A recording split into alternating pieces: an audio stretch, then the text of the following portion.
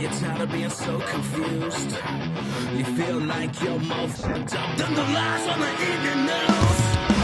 Well, just step right in. We can talk about it all as friends. And if you want, we can hug and kiss and make up for the party ends. Agree or disagree, stop offering me. 'Cause I'm everything you want, damn sure what you need. I won't tell no lies, back up all the facts with truth. And if you can't get down with that, you must be somebody's dog.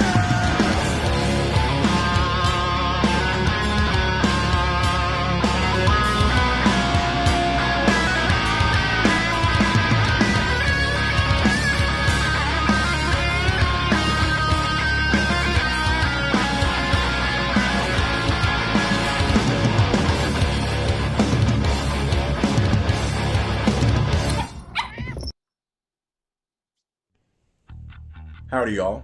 This is Damani Felder. These are perilous times in American history, and now more than ever, we need individuals who are willing to wage war on the ideological battlefield with like-minded individuals. And I can think of no better place to start than my friends at the Don't Unfriend Me show. So thank you for being here, and enjoy the show.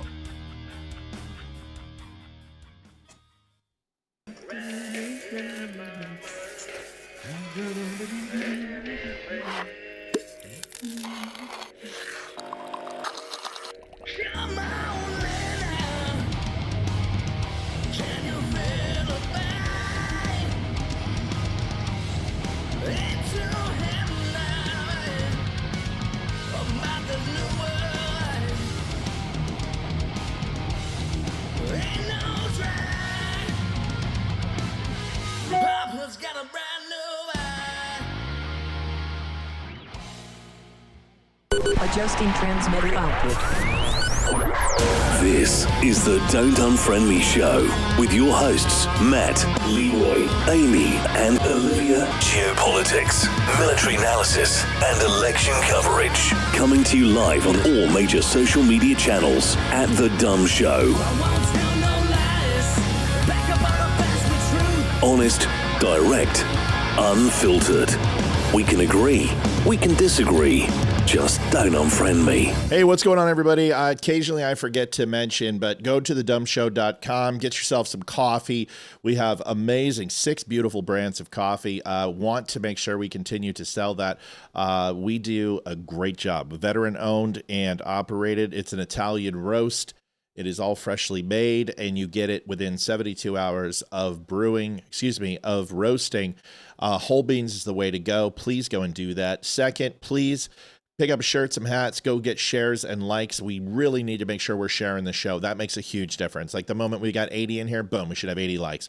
Just hit the outside like on the live, whether you're on Rumble, whether you're on Facebook, whether you're on YouTube, wherever it is, please hit the like button. That helps. And third, you can go to thedumbshow.com/donate, and you can donate to the show. $300 is our goal every night. And we always hit it because we have the greatest viewers in the world. We got Leeroy in. Leeroy, hi. Hell yeah. What is going on, folks? I am happy to be here. How is everyone doing? I'm excited to have you, dude. We got, you guys, March 16th, we had Philip Hamilton here. A lot of relationships are being built. There's 2 really big podcasts that he's a part of and knows some people. They're going to try to get us on. Brian Cook will be here on Thursday, which is exciting. That's next week.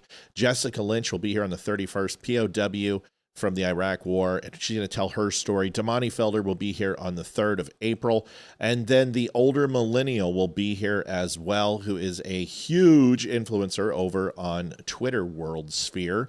And we got Leeroy in the house tonight, which we are really excited about. Leeroy, hello, buddy.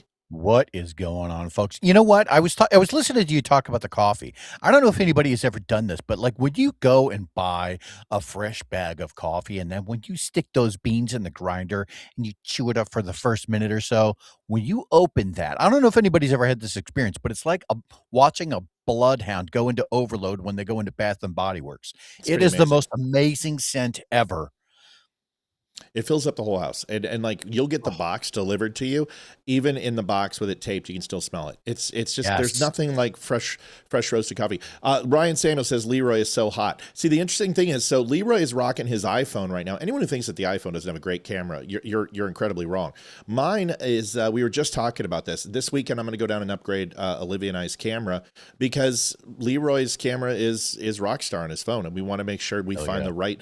This is the one thing that we never upgraded was the cameras. We wound up staying with a very old but very reliable vlogging camera that does a great job. I mean, these are amazing. There's nothing wrong with these cameras, but if you really want to get the cinema quality, you got to go with some of the newer models. And the ZV-1 from Sony is exceptional. The Canon D90, whatever we go with, we'll let you know. And the problem is we got 4 of them, so we got 5 of them actually. But we're only going to upgrade, I think, 2. And then get Leeroy his, and then we should be good to go. But anyway. But thank you, Ryan. Thank you for the call out, buddy. Yeah. I knew you thought it was hot. That's hot. I thought, nice. Yeah. So, I'm feeling a little insecure that I don't have a cool iPhone camera. It's amazing, though. I mean, it just, to see a camera on a phone be better than a DSLR is just ridiculous. It just shows you how great the technology is. And it's not like this camera is poor. This camera is amazing, but yours is tack sharp, and you're also 3 feet away, which also makes a difference. But it doesn't matter. The point is, it's a beautiful camera. So we'll see if we can up the game a little bit. Welcome to the Don't Unfriend Me Show tonight. We've got a lot to go over, so we're going to get right to it. Please remember, donations are at thedumbshow.com/donate. Looks like we've got a bunch of people on already. We're moving up into the hundreds. It is the camera. It's his iPhone. His iPhone's incredible. 10 over on Twitter, 63 and 23. Folks, do me a favor, go over and share on Twitter if you would not mind. First things first, Joy Reid, and basically saying that the United States is just like Iran. And there's no difference. We have all the bad things that Iran has, the United States has. Here she is saying her absolutely ridiculous stuff. We will comment on our return. Here it is. Our regime has secret police. They have secret police. Our regime is oppressing women, taking away abortion rights, taking away women's rights in like 26 states, some states where they're trying to have the death penalty for having an abortion.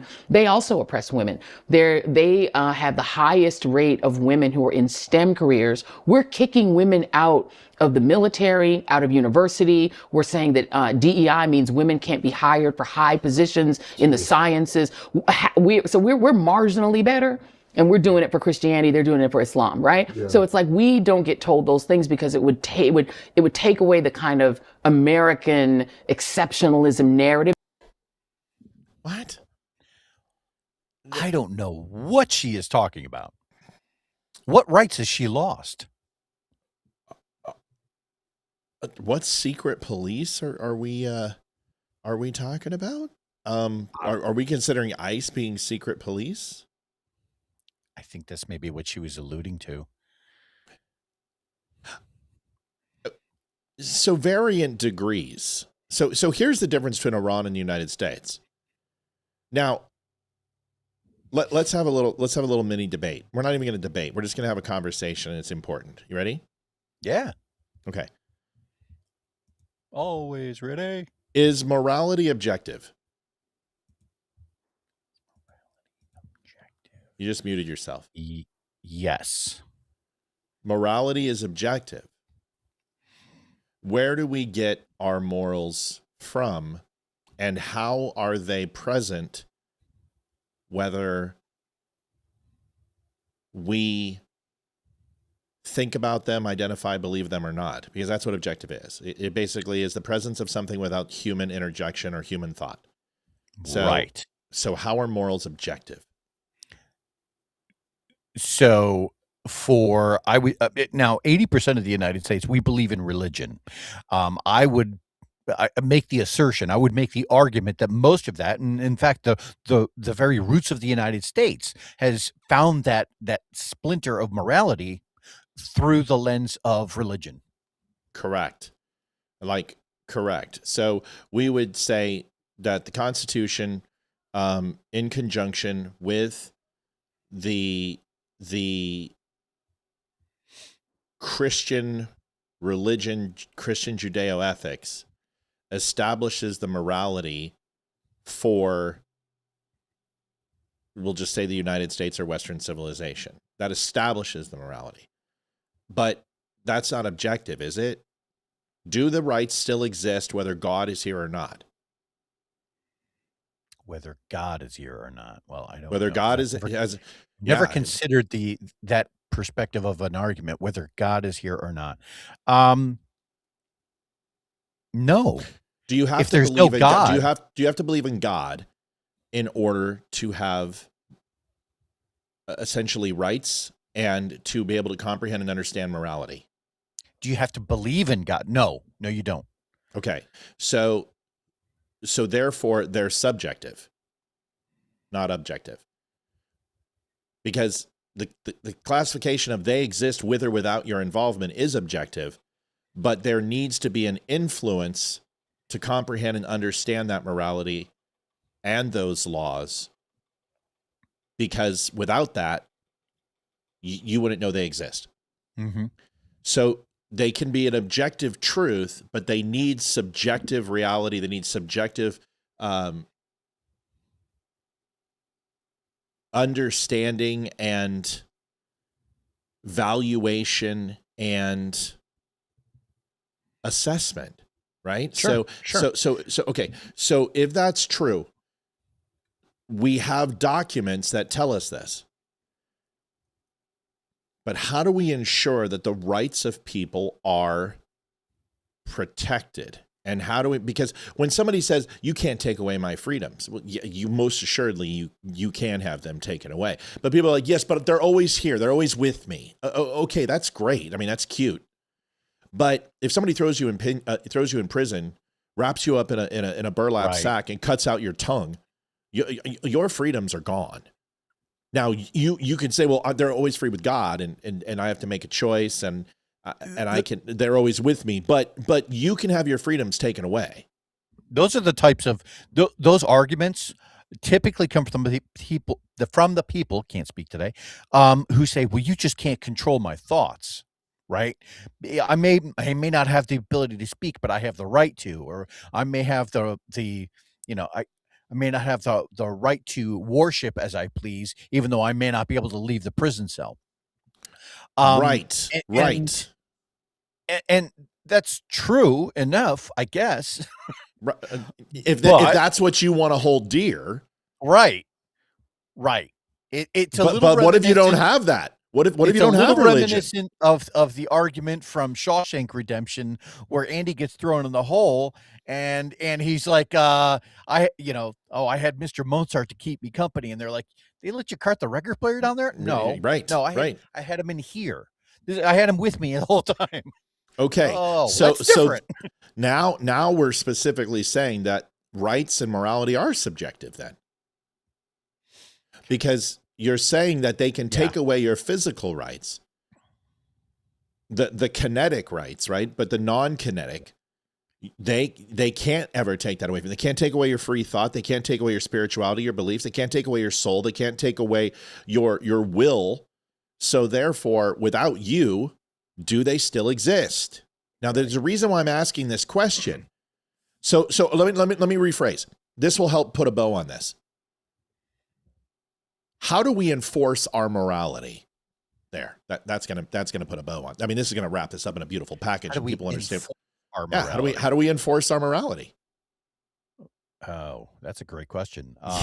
Because you have to, right? You have to enforce reality, our morality on people. I would say, at a social level, it's by the laws that we pass. That's it. Exactly right. Our laws. That is how you ensure morality exists. That's how you protect morality, and that's how you ensure that they survive. Right? Is law. Right. But who writes the law? Who writes the law? Men do. The people with power. Right. And this is the big difference between Iran and the United States. It comes down to the people in power. And the people in Iran in power believe that everyone who is not Muslim are the infidel. Right. Keep going. I had this amazing point. I heard Dennis Prager back when the man could still walk. God love him. I hope he keeps doing what he's doing. Yeah, me But too. I heard him come up with the most amazing argument that says, how do you know that we as Americans or that you as an individual are living within the confines of morality? How do you know that you have morals? And then the religious point came out. And so Yeah. he described this world. And he's like, I want you to imagine two worlds. One where we have religion and we have the message from God that says this is what's right and this is what's wrong. We have a book and 10 commandments to go along with it. Now, I want you to take that away and imagine a world with no religion. How do you know what's right and wrong? Because in that kind of society, murder may be, yeah, go for it. That theft, rape, all of those things may be, oh, yeah, that's moral. And people wouldn't know because they Right. are lacking that sense of religion. Right. Now, extend that to the country of Iran, right, where they practice a very different type of religion. Their their body that makes the laws are based on Islam, And which Sharia. It's Sharia. Sharia. Sharia state. Yeah. which is very different. That's why you're seeing such a disparity between our types of morals and theirs. That's And why not to all them, and it's not okay all to- Sharia. Not Yeah, all Sharia. not all. Because can I be honest with you? 90% of Sharia, I completely agree with. And you should too, because they are essentially Old Testament style punishment for modern day crimes that are there's no punishment for today. Like if you go ahead and steal from a neighbor, right? Or you go ahead and you slander somebody. Yeah. 9 times out of 10, you know, for a first offense or a second offense, even if you get caught, the punishment is not going to fit the crime. But this is why Saudi Arabia is one of the safest places to live for men. That's a whole nother conversation. But Yeah. and in most Muslim countries, crime is a very small thing, because from the days of horse thieves and the days of Jafar stealing a kumquat, you got your hands removed. So hold on. So I agree with Sharia from some point. Sharia law is, I agree with some things. Now, there's other things which I do not, and that is more of the different phases of moving people into not activists, but a martyrdom of sacrificing oneself in the name of Allah to kill the infidel or kill the non-Muslims. Now, you start getting into that type of stuff, and then that is just an entire religious sect that most people don't necessarily want to talk about, kind of like how we don't want to talk about the Old Testament. And they're very much hands off of that, because that part of the Quran is essentially weaponizing the servants of Allah against everyone else. So the reason I make that point is that she can say, well, Iran is a theocratic, totalitarian style government. And it is totalitarian by the nth division and definition of the word, and it is theocratic for sure. They make their decisions and get their overall moralities and their laws subjective to the word of Allah. That is not how the United States works. And in fact, the separation of church and state, where people say, well, the United States has a disdain for religion in government. That's absolutely not true.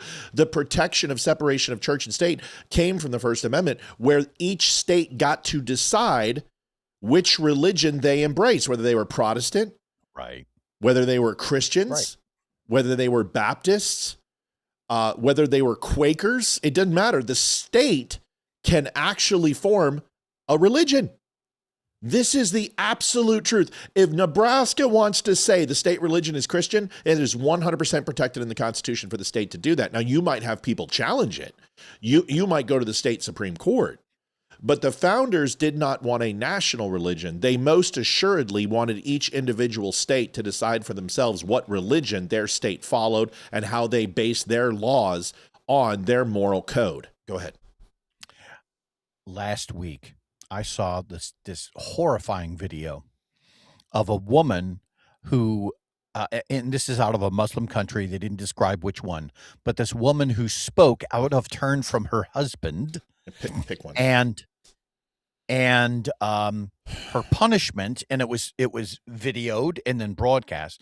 Her punishment was for several members of the family, and it looked like a few other dudes, to literally, this is her first offense, I assume. So, but this is your punishment for speaking out of line from your husband.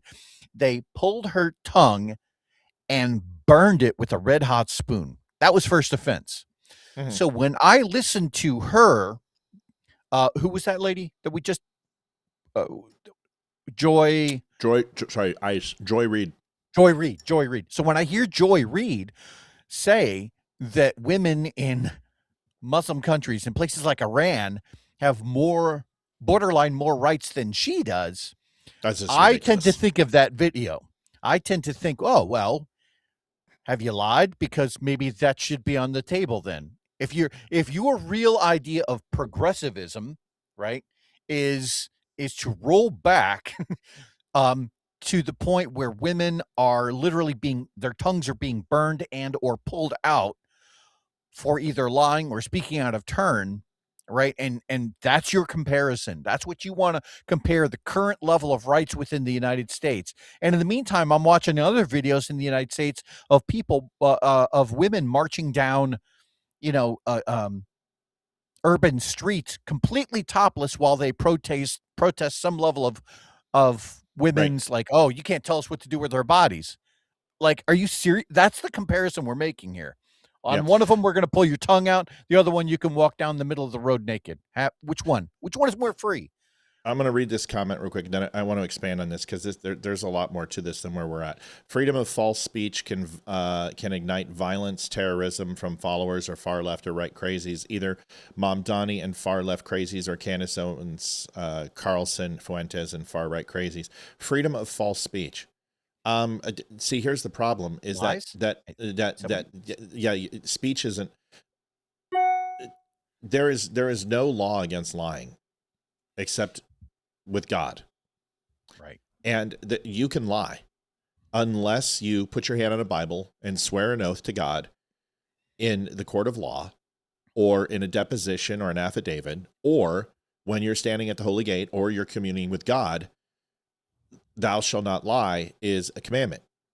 I disagree vehemently that false speech ignites violence. I don't believe that at all. In fact, I believe false speech identifies and lowers the credibility of people to a point where creating false equivalencies, or somebody gaslighting, or somebody making logical fallacy arguments, or somebody who is being deceptive or manipulative or grifting or conning, or however you want to call it, their credibility may not in the short term be damaged, but in the long term will stop you from having to be violent, because they will lose their power. Now, in the case of Adolf Hitler never promised anything. Adolf Hitler was able to find a certain group of people and blame them, and said, if you eliminate these people and we eliminate enough of them, then we will get back to where we were. But it's on you to do that. Now, that's where violence comes in, from not hate speech, but using your speech to have others find it acceptable to lose their morality and not respect law. And that's where you get these Antifa groups. This is where you get BLM groups. This is where you get the far right Proud Boys and all that stuff, is that these people have disavowed morality and law for their cause. So I don't think lies cause that. That's my opinion. What do you JD Stillwell donated $20, says, good evening, fellas. Good evening, JD, and thank you very much for the kickoff on the $20. Thanks, Jeets. What do I think? What do you think? Do you think lying is what causes violence? No, not even a little bit. Yeah, violence causes violence. Right. The emotions that get stirred up in people when crowds or politicians or whatever leader foments a crowd into violence, right? It's maybe to some degree there is a speech element to it. Question. Send Matt, it again. Can we go over? Matt, can we go over the video I sent a couple of weeks ago about Chinese pilots? I know that things have been so busy, we haven't had much of a chance. Send it again, JD. I don't have it. Email it to me, matt@thedumbshow.com, and we'll go over it real quick. Okay, go ahead. Sorry. Yeah, but I don't think that just lies within themselves are a form of violence. And I've seen that sign floated all over many a campus. It said, you know, speech is violence. No, it's not. Violence is violence. If you go ahead. No, like I don't know if violence is violence is the best we can do. I think we can do better on that. We have to do better than that. You can't. That's like saying hate is hate, or love is love, or there's that. You know, it's formulaic in its sense, is that it's using one descriptive to describe the other. I don't believe hate is hate. I believe hate is the absence of love. And I think violence is the absence of discussion. And I think that's an easier thing to say, is that violence is a lack of options, a lack of intelligence, or a lack of respect for morality and law equates to violence. Is that fair, or what are we missing? No. I think you're on the right track. I ultimately, at the end of the day, I would classify it as this. Violence is the emotional outburst from hate, right? So that if somebody drives you to hate something enough, which is why we see the media doing half the stories that they do, they're trying to invoke an emotional response. And the more they can get somebody to quote unquote hate something, right, then there's far more likelihood that somebody is going to act out against that. They're going to say, I have so much hate in me now, and this is bad. And whatever their internal justification is, violence is the emotional response to hate. Violence is the emotional response to hate. I think it's one of them for sure. Yeah. The interesting thing is John says indifference is the absence of love. I was funny you're going to say that. I think indifference is an ancillary byproduct of violence, or of hate. Indifference, it also is an ancillary byproduct of violence. I think if you're indifferent, you just, I don't care. I don't care who this hurts. Yeah. Apathy, right? Apathy is another great word for it. So here's my point, and I'm just going to put a giant bow on this, and then Leeroy, you take it as well. Okay, Joy Reid, you're comparing Iran, which identifies its morality through sacrificial and martyrdom means of glorification, and to subjugate others for that ultimate cause to a god. That's Iran.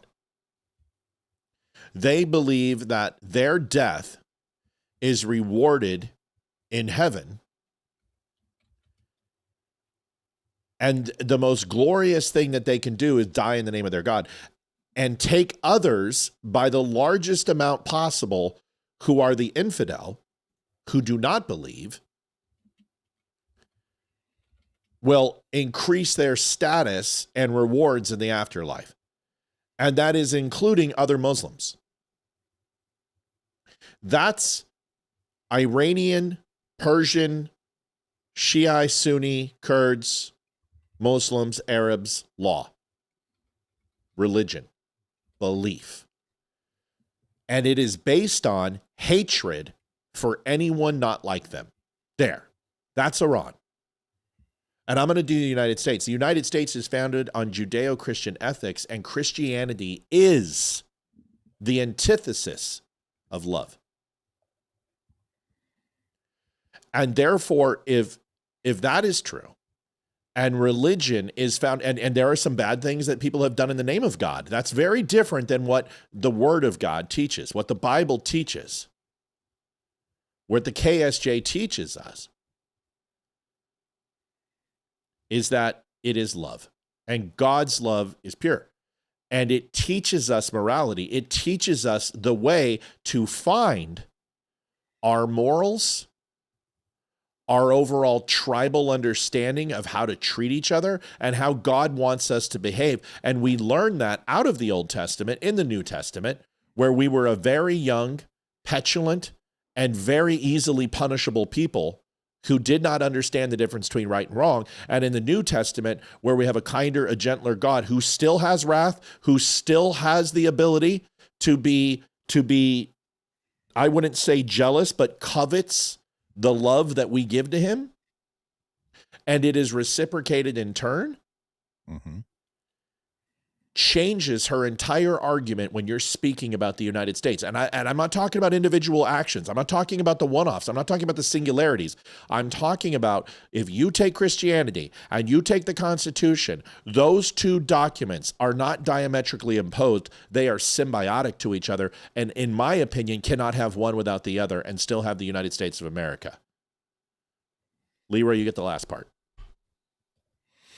I think a lot of times when we're trying to come up with the answers to some of this stuff, one aspect that often gets overlooked is this idea of cultural differences. Now, I live in Ohio, and 99% of the country is probably going to get behind the idea that any rights that men have, women should also have. Right? That's just the way it works. Except to vote. They shouldn't be able to vote. Well, it's funny you say that, because I was looking it up, and women have the right to vote in Iran, but it's limited. Right? They have the right to drive, but it's limited. They have the right to hold office, but it's limited. And everything they do is done under the cover of a hijab. So when we're talking about these cultural differences, is there a difference between the culture of somebody who living in Southern Ohio versus somebody living in, where is they call it like, it's in Michigan, where a lot of Dearborn, where a lot of Islamic people have moved to. Is there now a cultural shift between places like Southern Ohio and Dearborn? Yeah, I would say yes. Yes, absolutely. So when we're trying to come up with this idea of similar morals, right? Is that going to be increasingly more difficult? Yes. If the idea of Muslims taking over more and more places in our country. And I would say, yes, they are not compatible.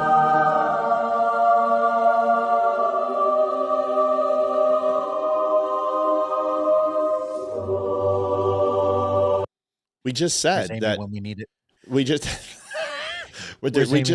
we just said that if the Muslim religion is based on hatred and Christianity is the antithetical belief structure based in love, then they're antithetical to each other. Right. They are diametrically opposed. This is why Western civilization can't stand up with the Muslim religion. Because you're like, well, Matt, not all Muslims are terrorists. That's not what I said. They're not conducive to each other.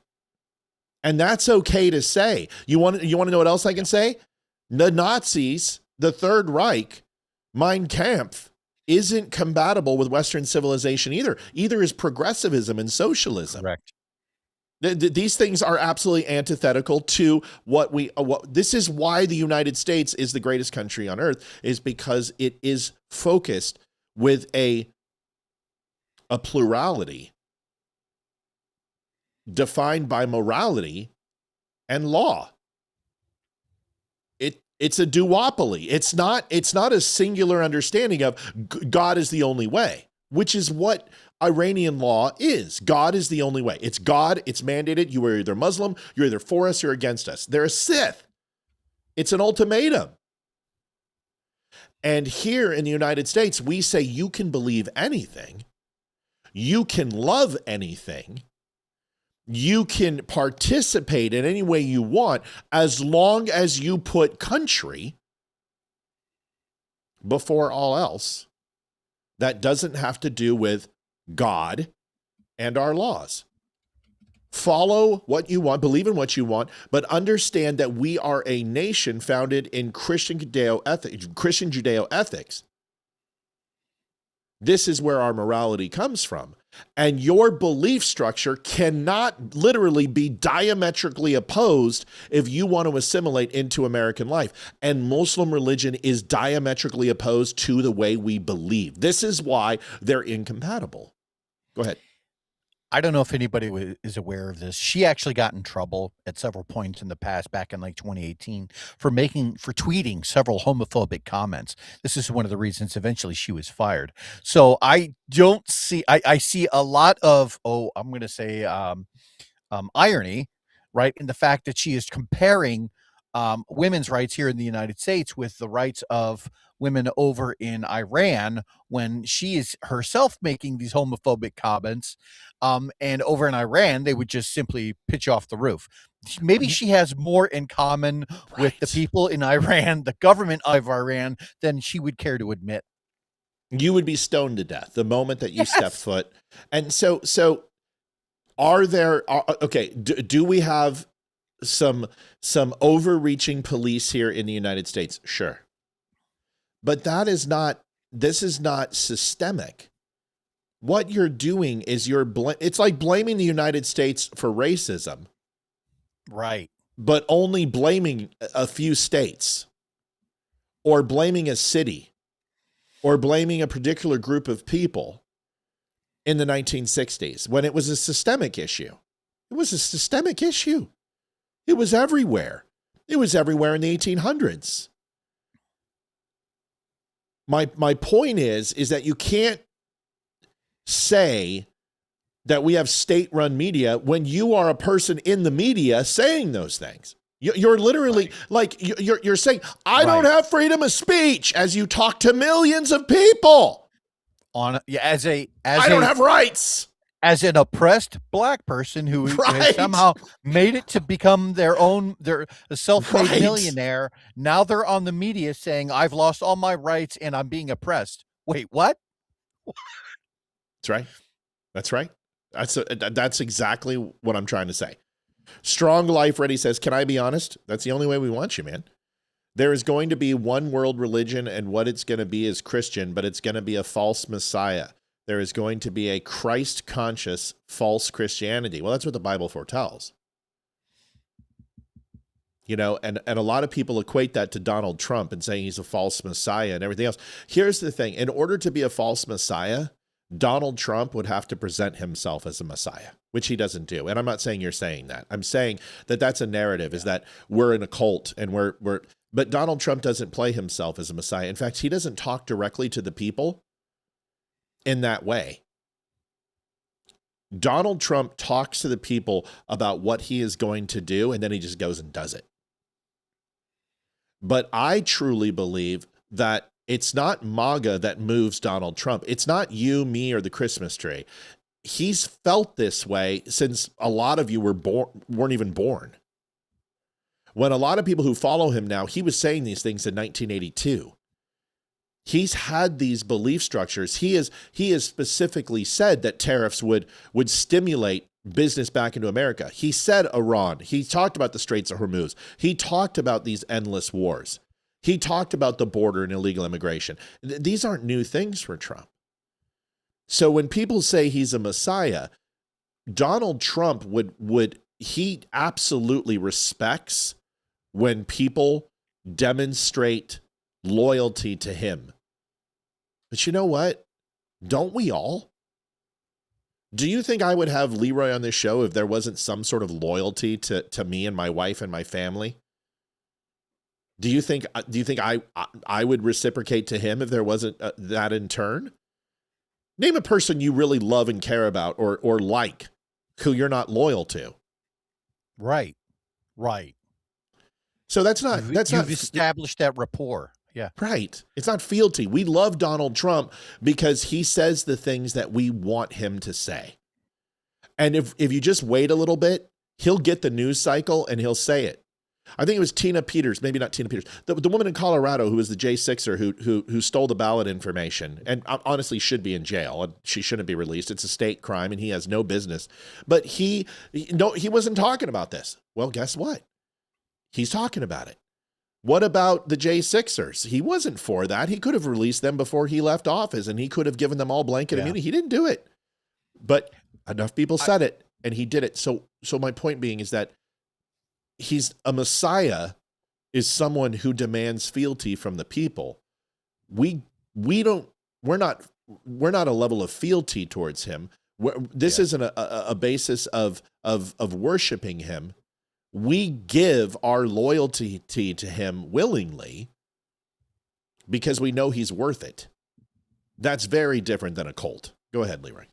Well, and I would also say that back to the viewer's original comment, which was like the Bible predicts basically a false god will come in at some point and try to mislead everyone, misguide everyone. Yeah. And I think that's another reason why we need to be extremely careful when someone with authority or power does come in. Yes.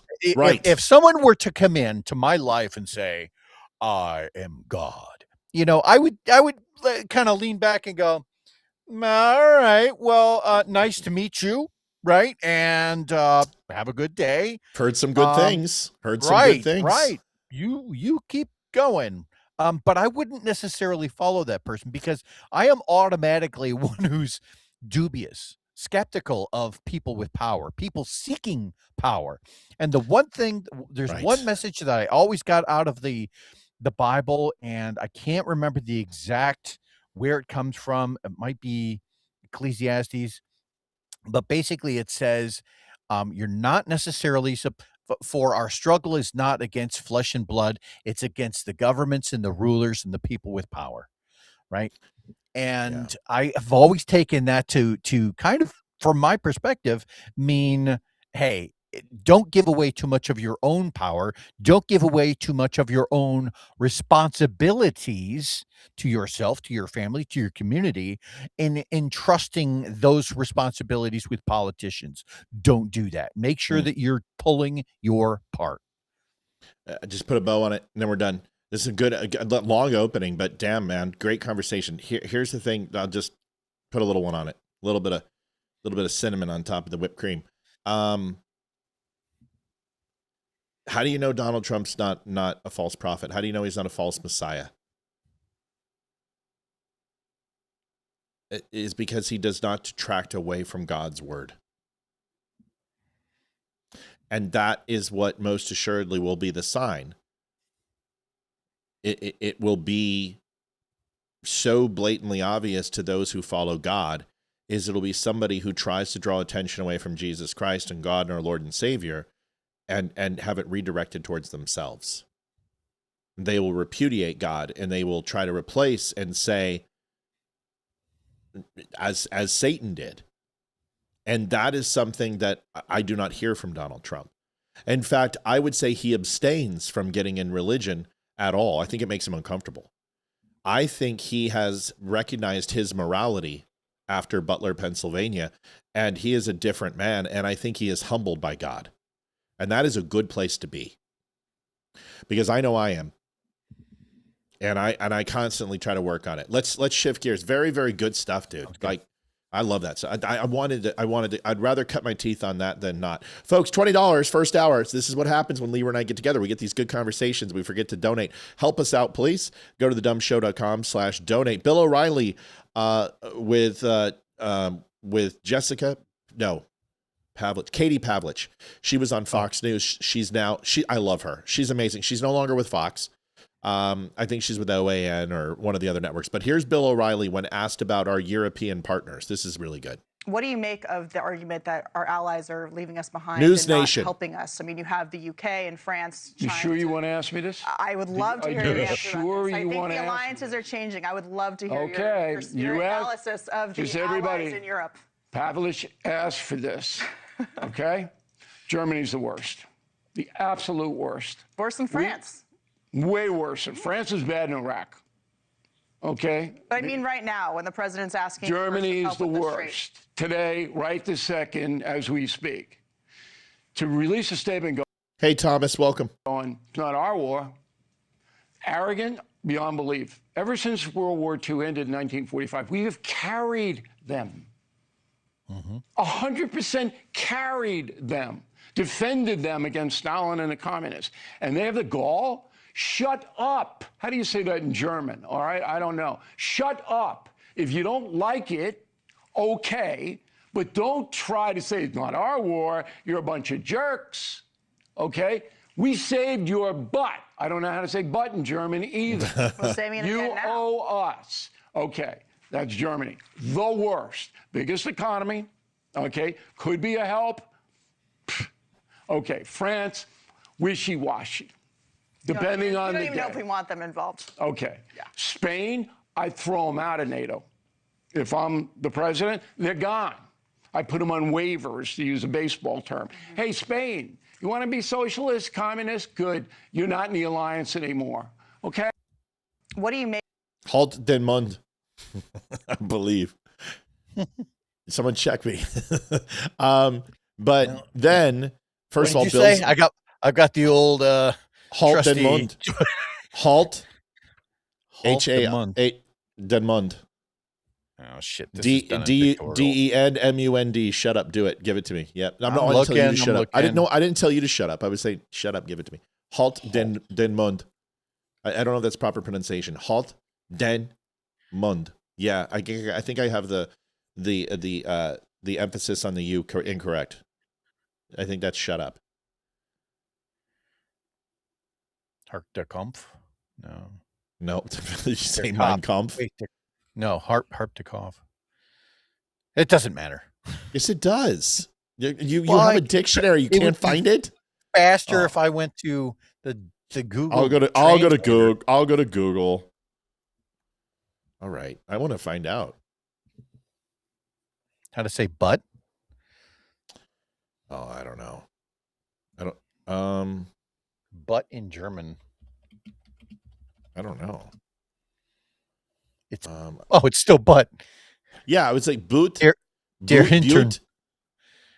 Halt. Or den, der Arsch. Eisten Eis durch Redendon is halt awesome. den Mund. Halt den Mund is shut up. Halt den Mund. Eist ein durch Redendon die. Is shut up. That's what it is. So then okay, good enough. You have sneaky fingers. It's whatever. Then Fox News released this. Yes, and Bill O'Reilly looks old. That's what happens.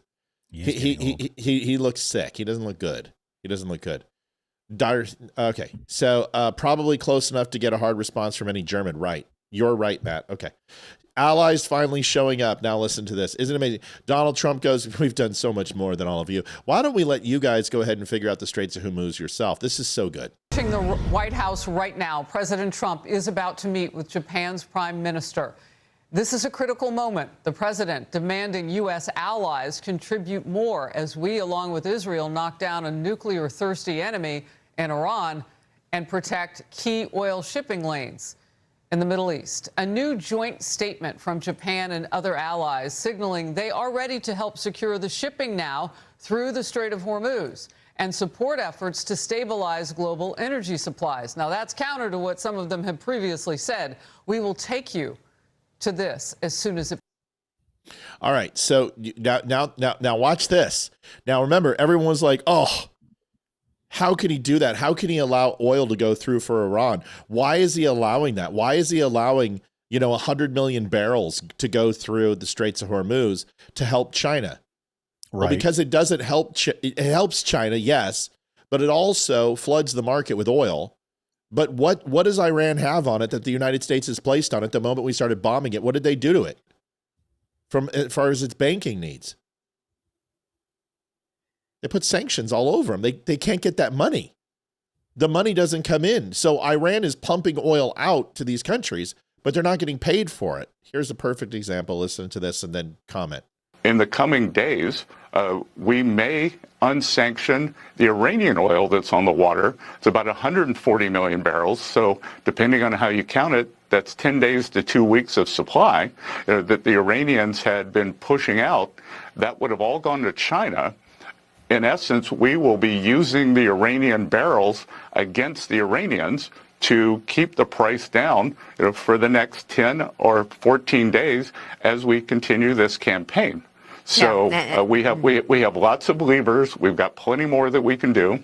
The largest coordinated SPR release in history, 400 million barrels, was approved last week.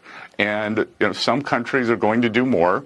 The U.S. could unilaterally do another SPR release to keep the price down. As you will have noted, WTI and its European counterpart Brent have substantially diverged over the past few trading sessions. They were trading right on top of each other last week. And this is because the U.S., thanks to President Trump in his first term, the continuing efforts here, is virtually energy independent. Yeah. And when President Trump says our allies should join us in a coalition along the Straits of Hormuz, that they're the ones who need this oil. Right. Whoops. He's spot on anyway. Right. I was wondering while he was saying that, it had me wondering. I'm like, I wonder if at some point we're going to be able to roll back to China and say, look, we kept your lights on. We allowed your lights and your manufacturing to continue just simply by way of us allowing this oil out of the straits. Right. You're welcome. Yeah. Right. Exactly. And I was also thinking about, I'm like, you know what? In a very big way, because the U.S. is the world reserve currency, because the U.S. has the Navy that it does, because we can go into places like Venezuela at the drop of a hat and snatch out a dictator, because we can go to places like Iran and literally shut or open the straits as we see fit, then it had me wondering, I'm like, if we control the flow of oil, then we also control the possibility of where and when war breaks out. We control that because we control the energy. Scary thought. Yeah, it's interesting. Frederick Baldwin asked if the Straits of Hormuz were international waters. No. Nope. It's an international strait. But if you want to narrow it down, that coastline is owned by Iran and UAE and Dubai, Qatar. Who else is on that side? But predominantly it's UAE. Oman. It's UAE and Oman that own most of that land. But that's predominantly it's international strait. It's not international waters. I don't know how wide that gap is. I know that international waters is considered like 25 miles, but I'm to understand it's 21. It's 21 miles. It's the widest point. I think I was just going to say that the gap there is only 21 miles. It's not that far. Yeah, so you really don't get the opportunity to ever be considered international waters. It's not wide enough. Correct. And it would be in contestation. It's just like the English Channel or the English Straits. Multiple countries use it. Multiple countries have the right to use it. So it doesn't count. But it is an international strait, which means multiple countries use it. But it's not. It's Iranian water. But it's shared by multiple countries. That's the thing. It's contested waters. But when you look at it from a landmass standpoint, Iran owns the largest portion of it. And that's that. Got it? Okay. Got it. So let's go. Trump is meeting with Xi Jinping next month. Don't think he won't. Of course he's going to throw it in his face. And if you don't think it's going to have something to do with trade, it will. Dems meltdown on oil drilling off the coast. I grew up in this. I grew up on the South Jetty. I grew up in Oxnard. I grew up on Pierpont. I grew up in Carpinteria, Santa Barbara, Van Nuys. I surfed all up and down the 101, Dog Beach in San Diego, Silver Strand, the South Jetty, and there were oil rigs off all of them, and we would see them. We would see the Anacapa Islands. We'd see Coronado Island, and you would see these giant oil platforms out in. Thank you, Patricia. Patricia broke away and stopped worried about the show for a second and went and helped. Thank you for helping. Folks, 93 likes. If you can't donate, you can always like. This show's too damn good to keep it away. We got almost 50 people on Rumble. Rumble's starting to tick up, which is great. It's good to see. We beat Tim Pool all week last week. We've had more viewers than Tim Pool has had. That's an exciting. I went on Tim Pool last night. He had 72 people. 72 people on Facebook. We beat him. Now, are we beating him on Rumble? I don't know. I don't know, but at least I'm beating him on Facebook. So I'll take it. So do me a favor. Help us out. Hit that like button. And also, if you want to donate to the show, thedumbshow.com/donate. So, Dems are melting down over this. And we would listen, we were swimming in oil. I'm not kidding. We would go down to the beach. We would walk on the beach, and we would go back to my grandma's Volkswagen, and we'd have black tarish oil on our feet. It's just part of surfing. It's what you do. And you have to strip your boards once in a while because it gets an oil slick and you get oil. And it's just, that was the way it is. Shit happens in the big city. But I'll tell you what, here's Democrats and they're flipping out. But these rigs have been dormant for a decade till Friday when President Trump turned on the tap. Hollywood celebrities last year protested the reopening. Patricia Good donated $25. Thank you, Patricia. We love you. Thank you so much. You're the best. A major oil pipeline. It is.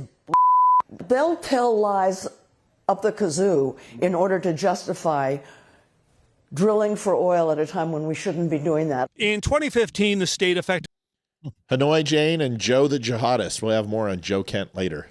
Closed oil rigs off the Santa Barbara coast when a pipeline carrying the crude burst. The new owner repaired the pipe, but the state still opposes restarting production. The Trump administration has no ground to stand on. The law is clear. These pipelines fall within California's jurisdiction. But Friday, President Trump used his authority to override the state and reopen the pipeline. We're going to fill up 6 million Californian consuming cars every month with our oil out of Sable offshore. And if that's not impactful to California, I don't know what is. California oil production has dropped dramatically in recent decades, forcing dozens of refineries to close, leading the state to become more dependent on foreign oil. Nonetheless, Governor Gavin Newsom opposes the pipeline. California will not allow this desperate political stunt to put our coastal communities and environment at risk. Such a putz. So the 3 wells here are currently pumping out 50,000 barrels a day, enough to fuel hundreds of thousands of cars. But the state is going to challenge the administration in court, arguing that the pipeline is on state land. So, Brett, it could be up to a federal judge if the oil still flows. Back to you. We'll follow that. William Lush. California couldn't get out of its own way. No. If you even gave it a light rail. I mean, they just constantly do this crap, don't they? Yeah. All right. This is great. I love these types of headlines. It is the perfect form of hypocrisy. When I see all of these celebrities who undoubtedly either flew in on their personal jets, right, or took, multi-car trains to get there, right, to show up at this event, all burning all of the petrol that they want because they have the money, right, and then complain about gas prices while they oppose drilling. How do you square that with me? Let's logic it out, folks. How do you complain about the gas prices simultaneously while opposing the drilling? Make it make sense. Greta Thunberg said that we would all be dead by 2017 from global warming. Then she said that oil was essentially the devil's liquid, right? And guess what she did last night? She came out and said that Cuba needs to release, President Trump needs to release the oil to Cuba. Well, I'm like, Cuba. We're giving Satan juice to Cuba, right? Give me a break. These people are retarded. Pam Bondi drops the nuke on Epstein. Listen, they got subpoenaed into a closed door congressional committee hearing. And Pam, first of all, listen, call Pam Bondi ineffective. Call her whatever you want. I don't care. Dude, she's smoking hot. And today I realized it because I've always been like, sometimes she's pretty, sometimes she's not. Dude, I don't know what it is, but that pink blouse. Listen, You like Pam, I know, Bondi, huh? Pam, I know you're listening. And I know that now you can finally feel complete as a human being that I think you're good looking. I mean, some 52-year-old middle-aged guy. I know you've been waiting for that. But either way, she looks good right here. Here it is. The Democrats stormed out because C-SPAN wasn't there recording.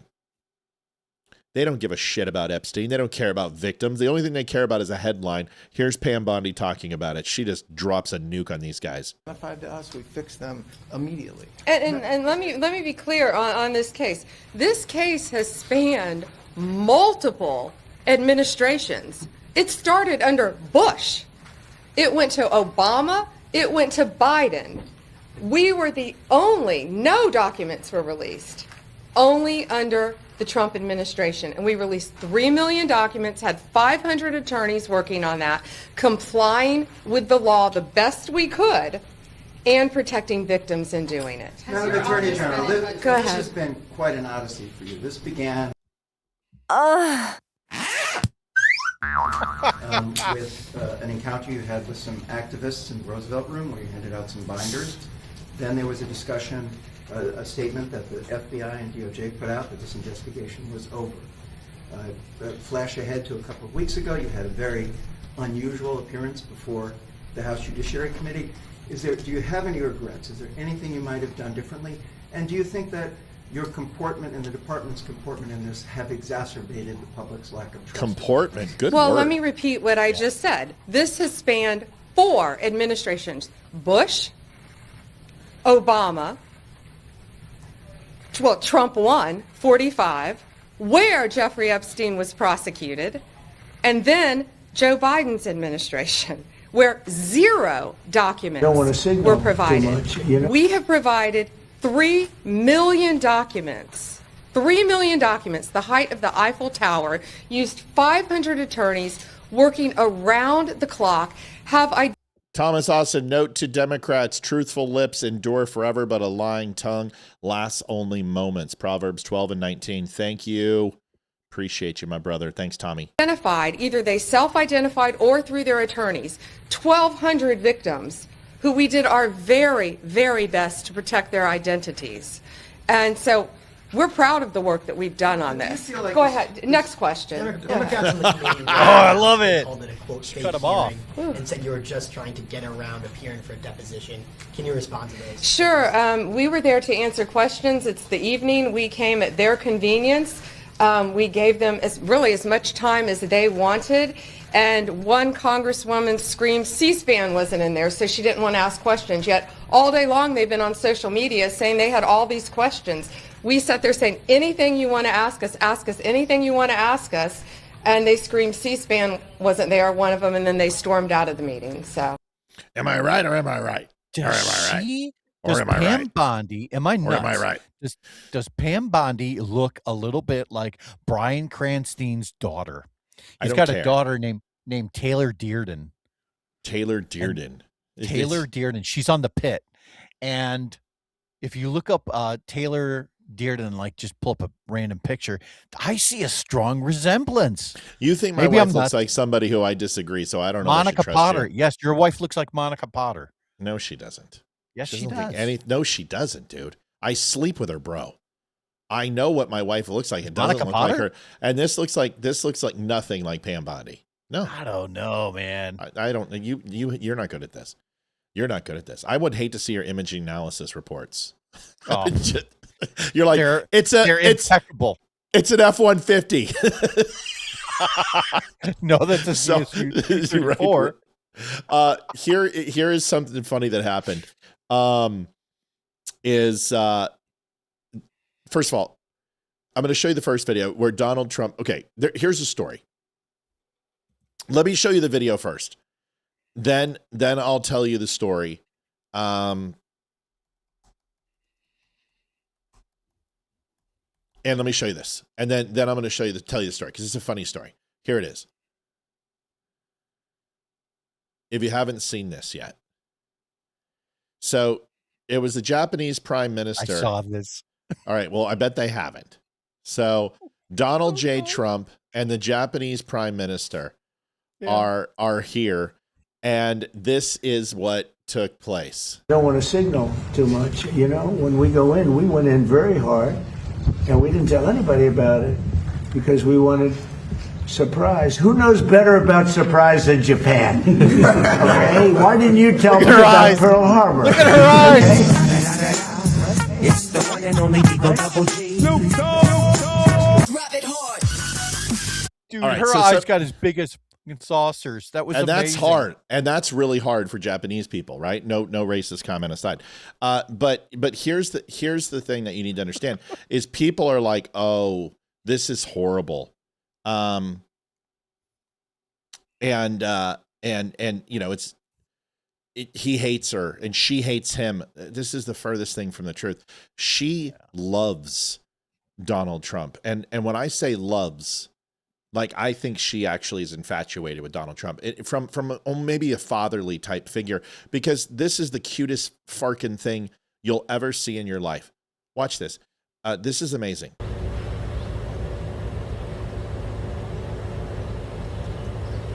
Dude, look at that. Look how she runs into his arms, man, and she gets a giant hug. Look at this. She's like, handshake, screw that. I can't wait to give you a big hug.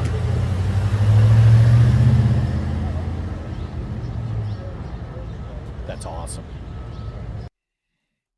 So this is ridiculous. So people are trying to make a big deal of this. No, they have a very, very good relationship. They've had a very good relationship for a long time. I don't know if anybody was tracking this, but back in July of 2025, there was a trade agreement between Japan and the United States.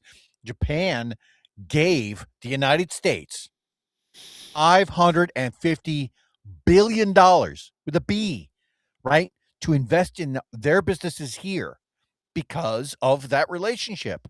Right. We have that relationship with Japan, and it shows in that hug. Yeah, we have a massive relationship. So there's if you guys remember, do you guys remember the companies, the film companies back in the day? Like for cameras? Paramount? No, cameras, like personal Fuji? cameras. Yeah. But before Japan hit it, the American-based company, do you remember? Polaroid. Kodak and Polaroid, right?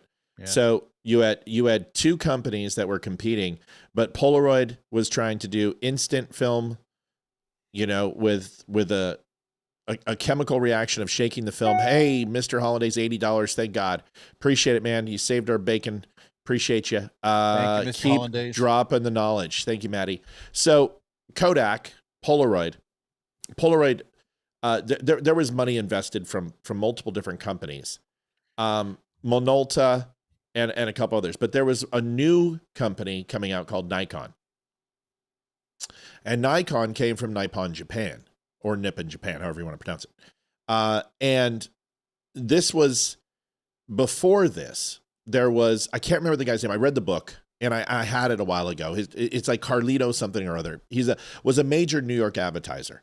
And this guy was an unconventional advertiser. I mean, he did stuff that I remember was just, you talked about this guy's book. Yeah. Yeah, he's just a little off. So quickly to tell you the story, some people remember a few years back. I know Leeroy does, but he was in charge of doing Volkswagen commercials. Now you got to remember, he did things for cigarettes. He did things for, Beefeater vodka.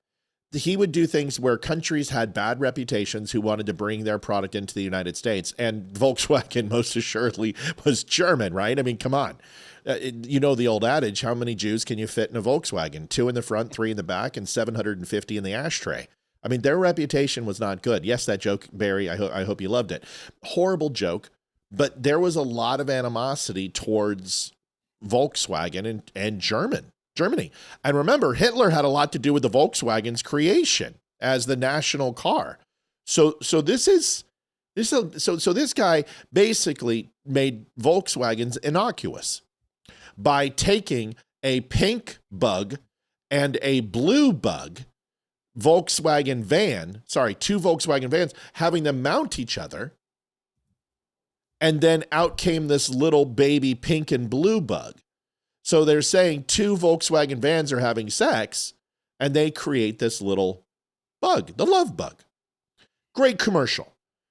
It's innocuous. It's non-threatening, and they do well. So this guy gets hired by this New York firm, and they said there is a new product coming to the market. And Polaroid and Minolta and these other companies, French, I think Minolta was French, and Polaroid and Kodak are all kind of going at each other. And this new camera is from Japan. And this New York company is ordering in pizza and Chinese food, and they're smoking cigarettes, and it's like David Mad Men. Miami? Huh? Was it David Miami? Maybe. I don't remember. It's been years. I read it when I first got into advertising. I don't remember. But it's possible. But I can find it for you, and I'll send it to you. It's a great book.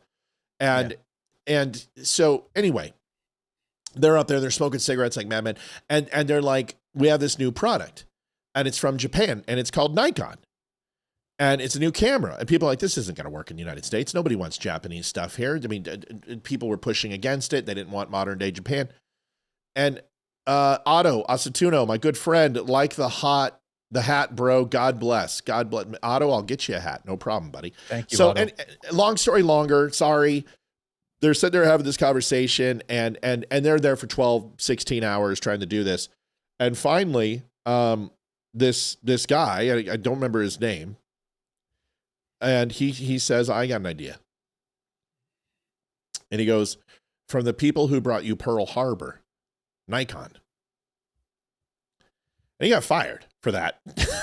No longer worked, but very similar to Donald Trump's story. Can you imagine 12, 16 hours advertisers in there, and he says, from the folks who brought you Pearl Harbor, Nikon. I mean, this was 1941, man. You're talking, this is 50s and 60s. This is still fresh. It's like making fun of 9/11. It's pretty ballsy. Yeah. All of a sudden, somebody brings over, Sescana camel jockey juice and wants to sell it with a turban on the top of the bottle. And somebody's like, from the folks that brought you 9/11. I mean, you know what I mean? So yeah. Anyway, Edgy. Long story longer. All right. Trump. So Japan and the United States are in a good spot. Relax. This is all you. Tulsi Gabbard gets it. Now, I've had my problems with Tulsi Gabbard. And I don't think Tulsi Gabbard has done anything in these hearings to do herself any credit whatsoever. She seems lost. She seems disconnected. She seems like she doesn't want to be there. I kind of want to ask her, blink twice if you need help. But this little turd, I can't. If I was there and I was called and somebody talked to me this way, I don't know if I could stop myself from jumping over the table and choking this guy with his microphone. You tell me. Does this get your blood up, Leeroy? Watch this. Director Gabbard, last year you testified that Iran was not building a nuclear weapon. Do you stand by that statement? Yes or no? Context matters with that statement. Yes or no? Iran had all of the materials and capabilities to do so. Mr. Chairman, I reclaim my time. It's an easy answer. You either stand by what you said last year or not. It is a serious question that requires the totality Director Gabbard, of the information I reclaim my available. time. I reclaim my time. Oh. Did you, when President Trump was asked about... I'd be calling ICE on that little dick. You know what I'm saying? We need to check your papers, please. Calm down, Danny Trejo. Yeah. just easy, big boy. Listen, non-white Nick Fuentes, just chill out. Testimony, he said you were wrong. Were you lying or not? I stand by the intelligence community's complete assessment. Director Ratcliffe, when it came to the director's testimony, she said that Iran was not building a nuclear weapon last spring in Congress, and so the Supreme Leader has not authorized the nuclear weapons program. Do you agree with what she said or not? Yes or no? The director's right here. She can speak for herself. Oh, so I thought this was an intelligence community briefing. Oh my God. Are you privy? Let's move on. Are you Trump also said he didn't care what you thought or said. Should he care about what you have to say when it comes to intelligence? I continue to provide the president with the intelligence community's assessments on all matters. So let me just kind of get this straight. The department, you said that Iran was not. The guy was Frederick Baldwin, but the person who wrote the book was an Italian or Hispanic name, and I can't.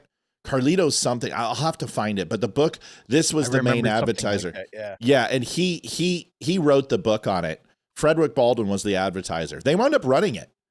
They fired him, and then they used his idea. So it's pretty good. Right. Can you imagine that conversation? We're going to hire you back, Fred. Why? Well, we're going to run with it. Nobody had a better idea, so we're going to use yours. We like your idea. Yeah. Right. A nuclear weapon last year. President Trump said he didn't care what you thought, and you were wrong. They engaged in Operation Midnight Hammer. He then says it was obliterated. We hear later reports that in open source reporting that it was only set back by a few months. Then at the beginning of this war, he said that they were weeks away. I just want to kind of get a sense of, were they weeks away of achieving a nuclear weapon? Yes or no? Congressman, this is a serious matter, and you've made some very serious mischaracterizations yes here. Yes or no? Were they weeks and so away? It would be yes a disservice to you and the American people to answer this question my time, with a mere yes or no. Reclaiming my time. Were they weeks away or not?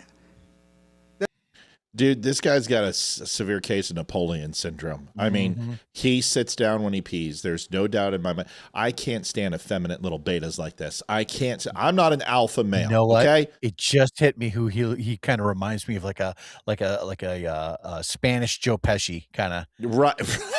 Yeah. That's perfect. Yeah. That's perfect. Yes. What a douche. The American people need to know if this was an imminent threat or not. If they're weeks away or not. If they're months away or not. None of this dodging. Were they an imminent threat? Yesterday you said that only the president, only person who can determine what is an imminent threat is the president of the United States. Do you stand by that statement? Dude. Yes, I do. Director Ratcliffe, do you agree with that assessment? She's right here, dude. That the president is the only person that can determine if something is an imminent threat or not? The president, as commander-in-chief, gets to make a decision about what's an imminent threat. The intelligence community, well, the intelligence. Reclaim my time. Reclaim my time. Intelligence community reclaim has my provided time. a body reclaim of intelligence my time. that supports the reason why the decision is that if the president can made. determine and ignore what you're doing, why do you guys even have a job? Why do you even advise them? So let me make sure. Wow. By the way, there's your Mexican Joe Pesci. Let me make sure I understand. Let me make sure I understand this. What's his name? Guadalupe. Well, his name is Jimmy, which makes it perfect. Because now I'm thinking it's my cousin Jimmy. Jimmy Ramirez. So, Mr. Your Ramirez, Honor. what you're saying is, I'm sure that if the no hablo español, partner. You know what I'm saying is, listen. Oh God. Feliz Navidad, motherfucker. Here, let me make sure I understand what we're saying. Okay.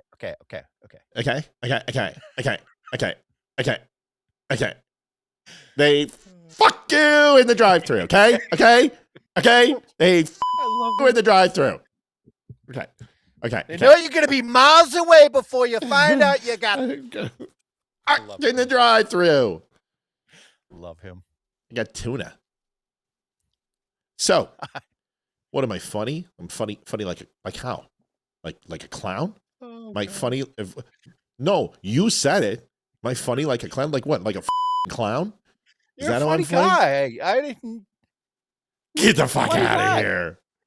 Oh. All right. So shut up for a second.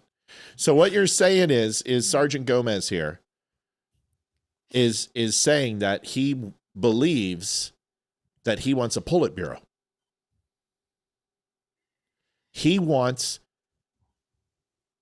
a section of government that is run by the intelligence community, which performs high-level espionage and statecraft Right. to control the president. So you want a Politburo. You want the KGB in charge of the presidency. That's what you is that not what he just said? Let's listen. Provided a body of intelligence my time. that Here's supports the reason why the decision is that if the that president can made. determine and ignore what you're doing, why do you guys even have a job? Why do you even advise them?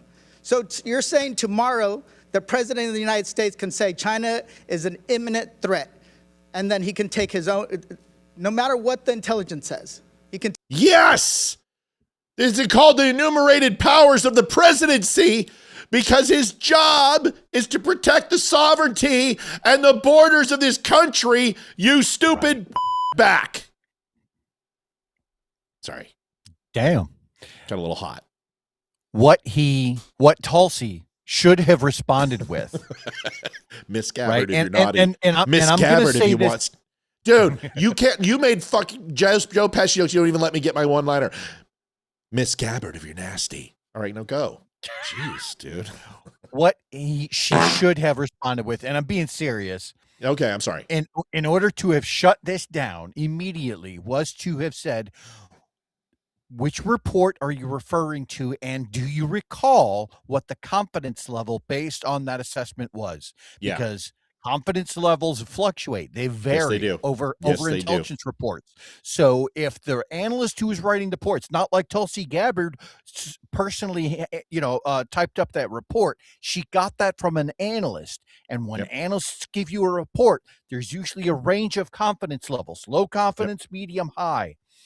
If it's a low confidence report, well, then you have your answer, sir. Throw it away. Like Midnight Hammer. There was low confidence report in regards to some of the information that was coming out of that. And Pete Hegseth even said that the report that they got was a low confidence report, and the media ran with it. Do you know how many LCRs I've read and Leeroy's read that essentially is just like does not pan out or doesn't come to fruition? I mean, it's at that point, a low confidence report is almost just projecting and making an educated guess. Yeah. It's not a high probability. High probability is very different. So, and most of those things don't get to a level of Tulsi Gabbard. But still, you ask the question. Of course you ask the question. Sure. You know what I would say? As the DNI, that's what she should have responded with. Well, right. And considering I don't she's recall the head what of the confidence level was on that particular report, I would have to research that and get back with you. If in fact that particular intelligence report suggested it was of a low confidence, well, then you have your answer. If it was a high confidence, I would say that we would have to go back and reevaluate our processes. I would just say to him, listen, do you think you could get me that report and then I can stop calling you Jimmy and I can start calling you Leo Getz? Leo Getz. Is that possible? Leo Getz. You get it? You get it? You Spring goes on the other way. Yeah, we got it. Ooh, a wheel gun. A lot of old timers carry those. I bet the old guy's got a Beretta, right? I bet the young kid's got a Beretta, huh? Let me see it. Huh? You got a Beretta? And you guys are supposed to be protecting me.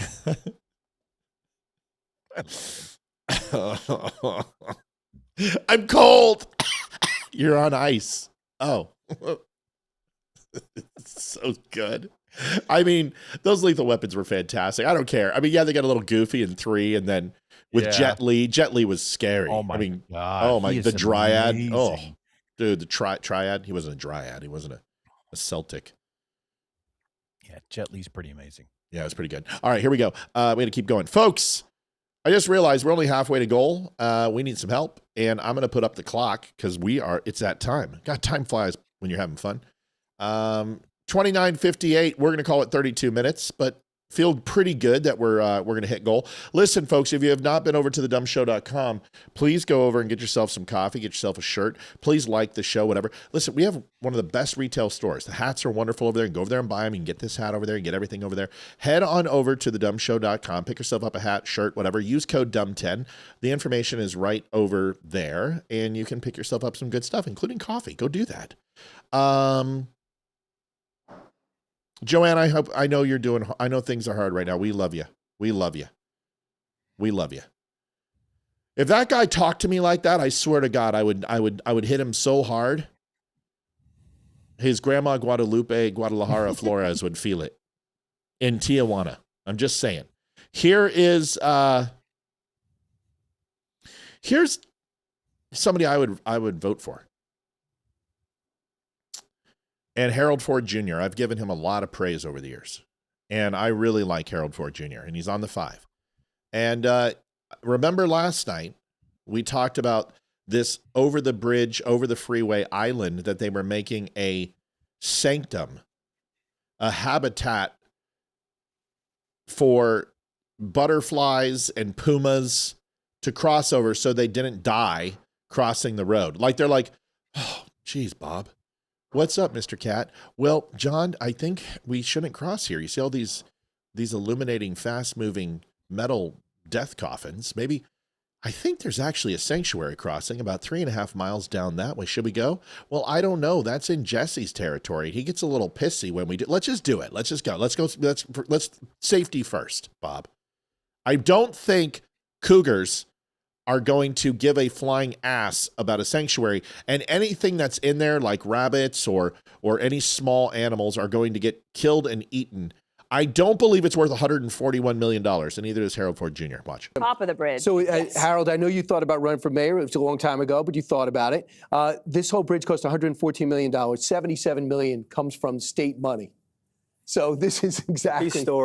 These stories are why so many Americans, and I would argue one of the reasons that Donald Trump was successful in 2016, people are just fed up with these kind of stories where tax dollars are being wasted, or tax dollars, even if it's built, what general purpose, what return on investment do we as taxpayers get? This happens in a lot of places. We highlight, this is probably one of the more egregious ones. But what I never understood, even with Governor Hochul, and not just her, but these governors, when you see programs or initiatives that are working, which is what's so frustrating about her statement. I know I'm in New York, I want people to come back, but you can't urge people to come back if you're not saying how their tax dollars are going to be spent to make, to Dana's point, to give us more growth, to make our schools better, to make healthcare more. Yes, Oliphant, Bob is a cat, which is why I went ahead and said Bobcat. I guess I could have said Kenny the Cougar. Accessible to ensure that we address the homelessness problem here in the city. Silence! I kill you! Right, but I'm saying, but there's no, all of that should be stopped. But tell me how my dollars are going to be invested. If you're telling me I'm going to pay more to live in New York, this is the greatest city in the world. You tell me to live here, I got to pay a little bit more. But here's what you're going to get. You're going to have the cleanest parks. You're going to have the safest streets, the best schools, the best hospitals, the best opportunities for investment in the city.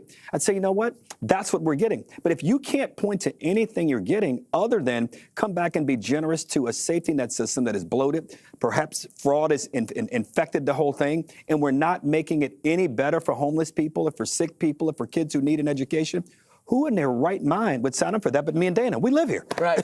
Nobody's and you. Nobody's. I'll give him 3-pointer for that. Pretty simple. I mean, how do you argue with that? You can't argue with that.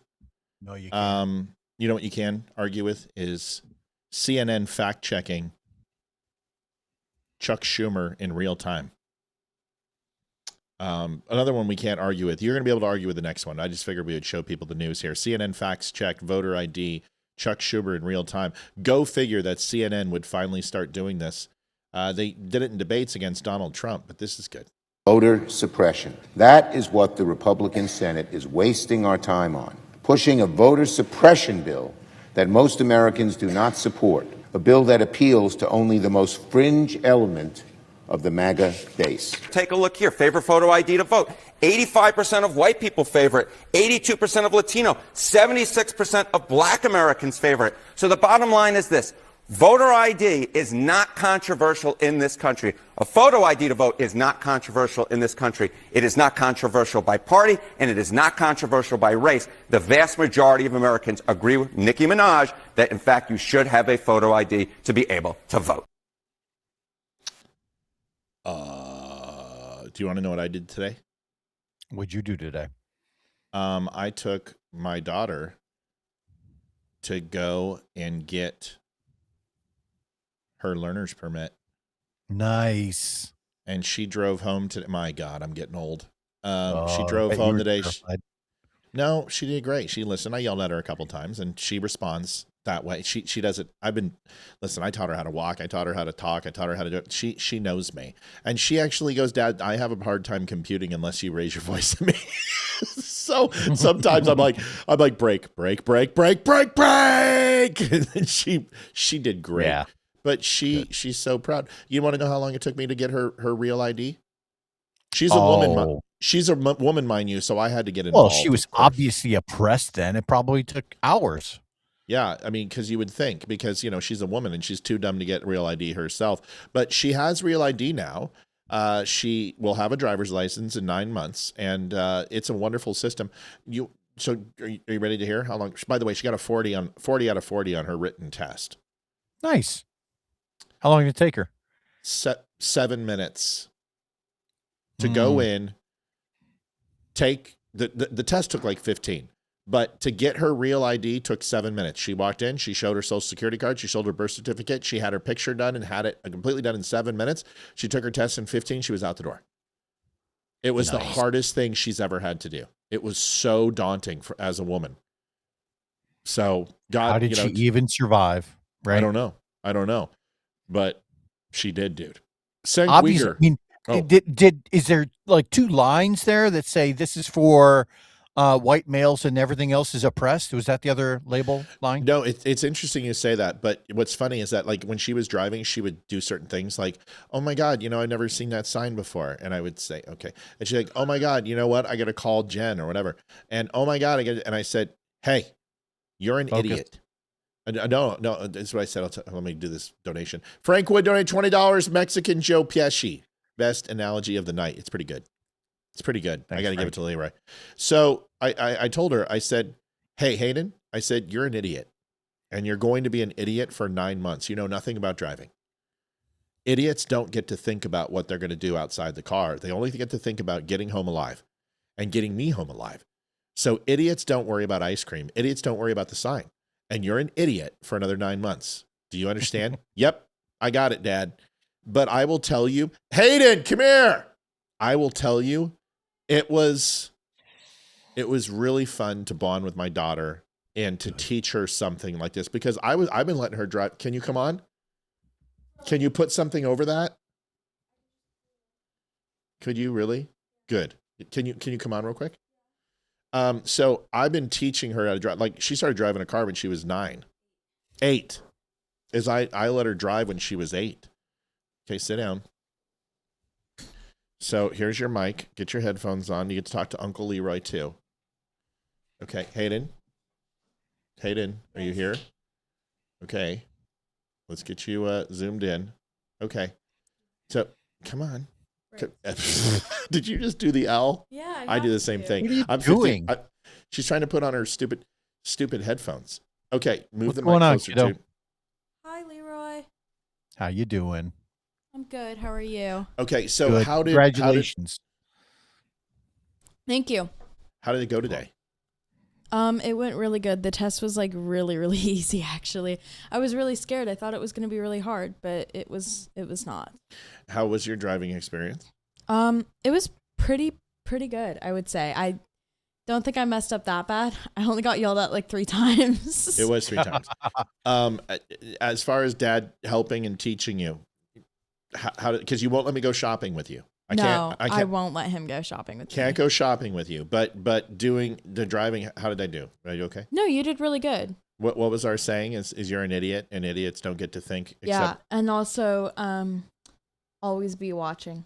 Oh yeah, instead of ABC, always BBC closing. It's ABW. Always BBW watching. Always be watching. He just like always be he watching. Screams ABW, and I'm like, what? Good. It's pretty good, and but she did well. But she's been driving since she was 8. I used to let her sit on my lap and just drive the car, so she's doing really well. She handled it. She probably put on about 40 miles today, and went to and from, and did a great job. I drove to Chick-fil-A. She drove to Chick-fil-A. She did the drive-through. Did the drive-through. Did it all, and she did well. So she's growing up. Good okay. on ya.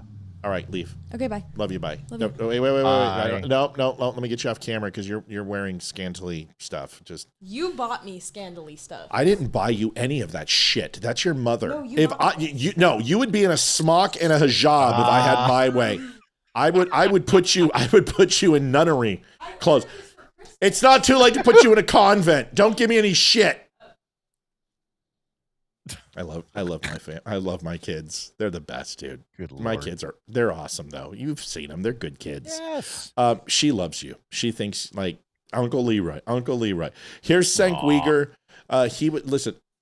Piers Morgan is the new Maury Povich of politics. And but I always like to see, Cenk, Shank. She bought it with my money. Oh, she did buy my clothes with my money, but I didn't approve that those clothes. No, I don't approve. No, get out. I don't know. You did.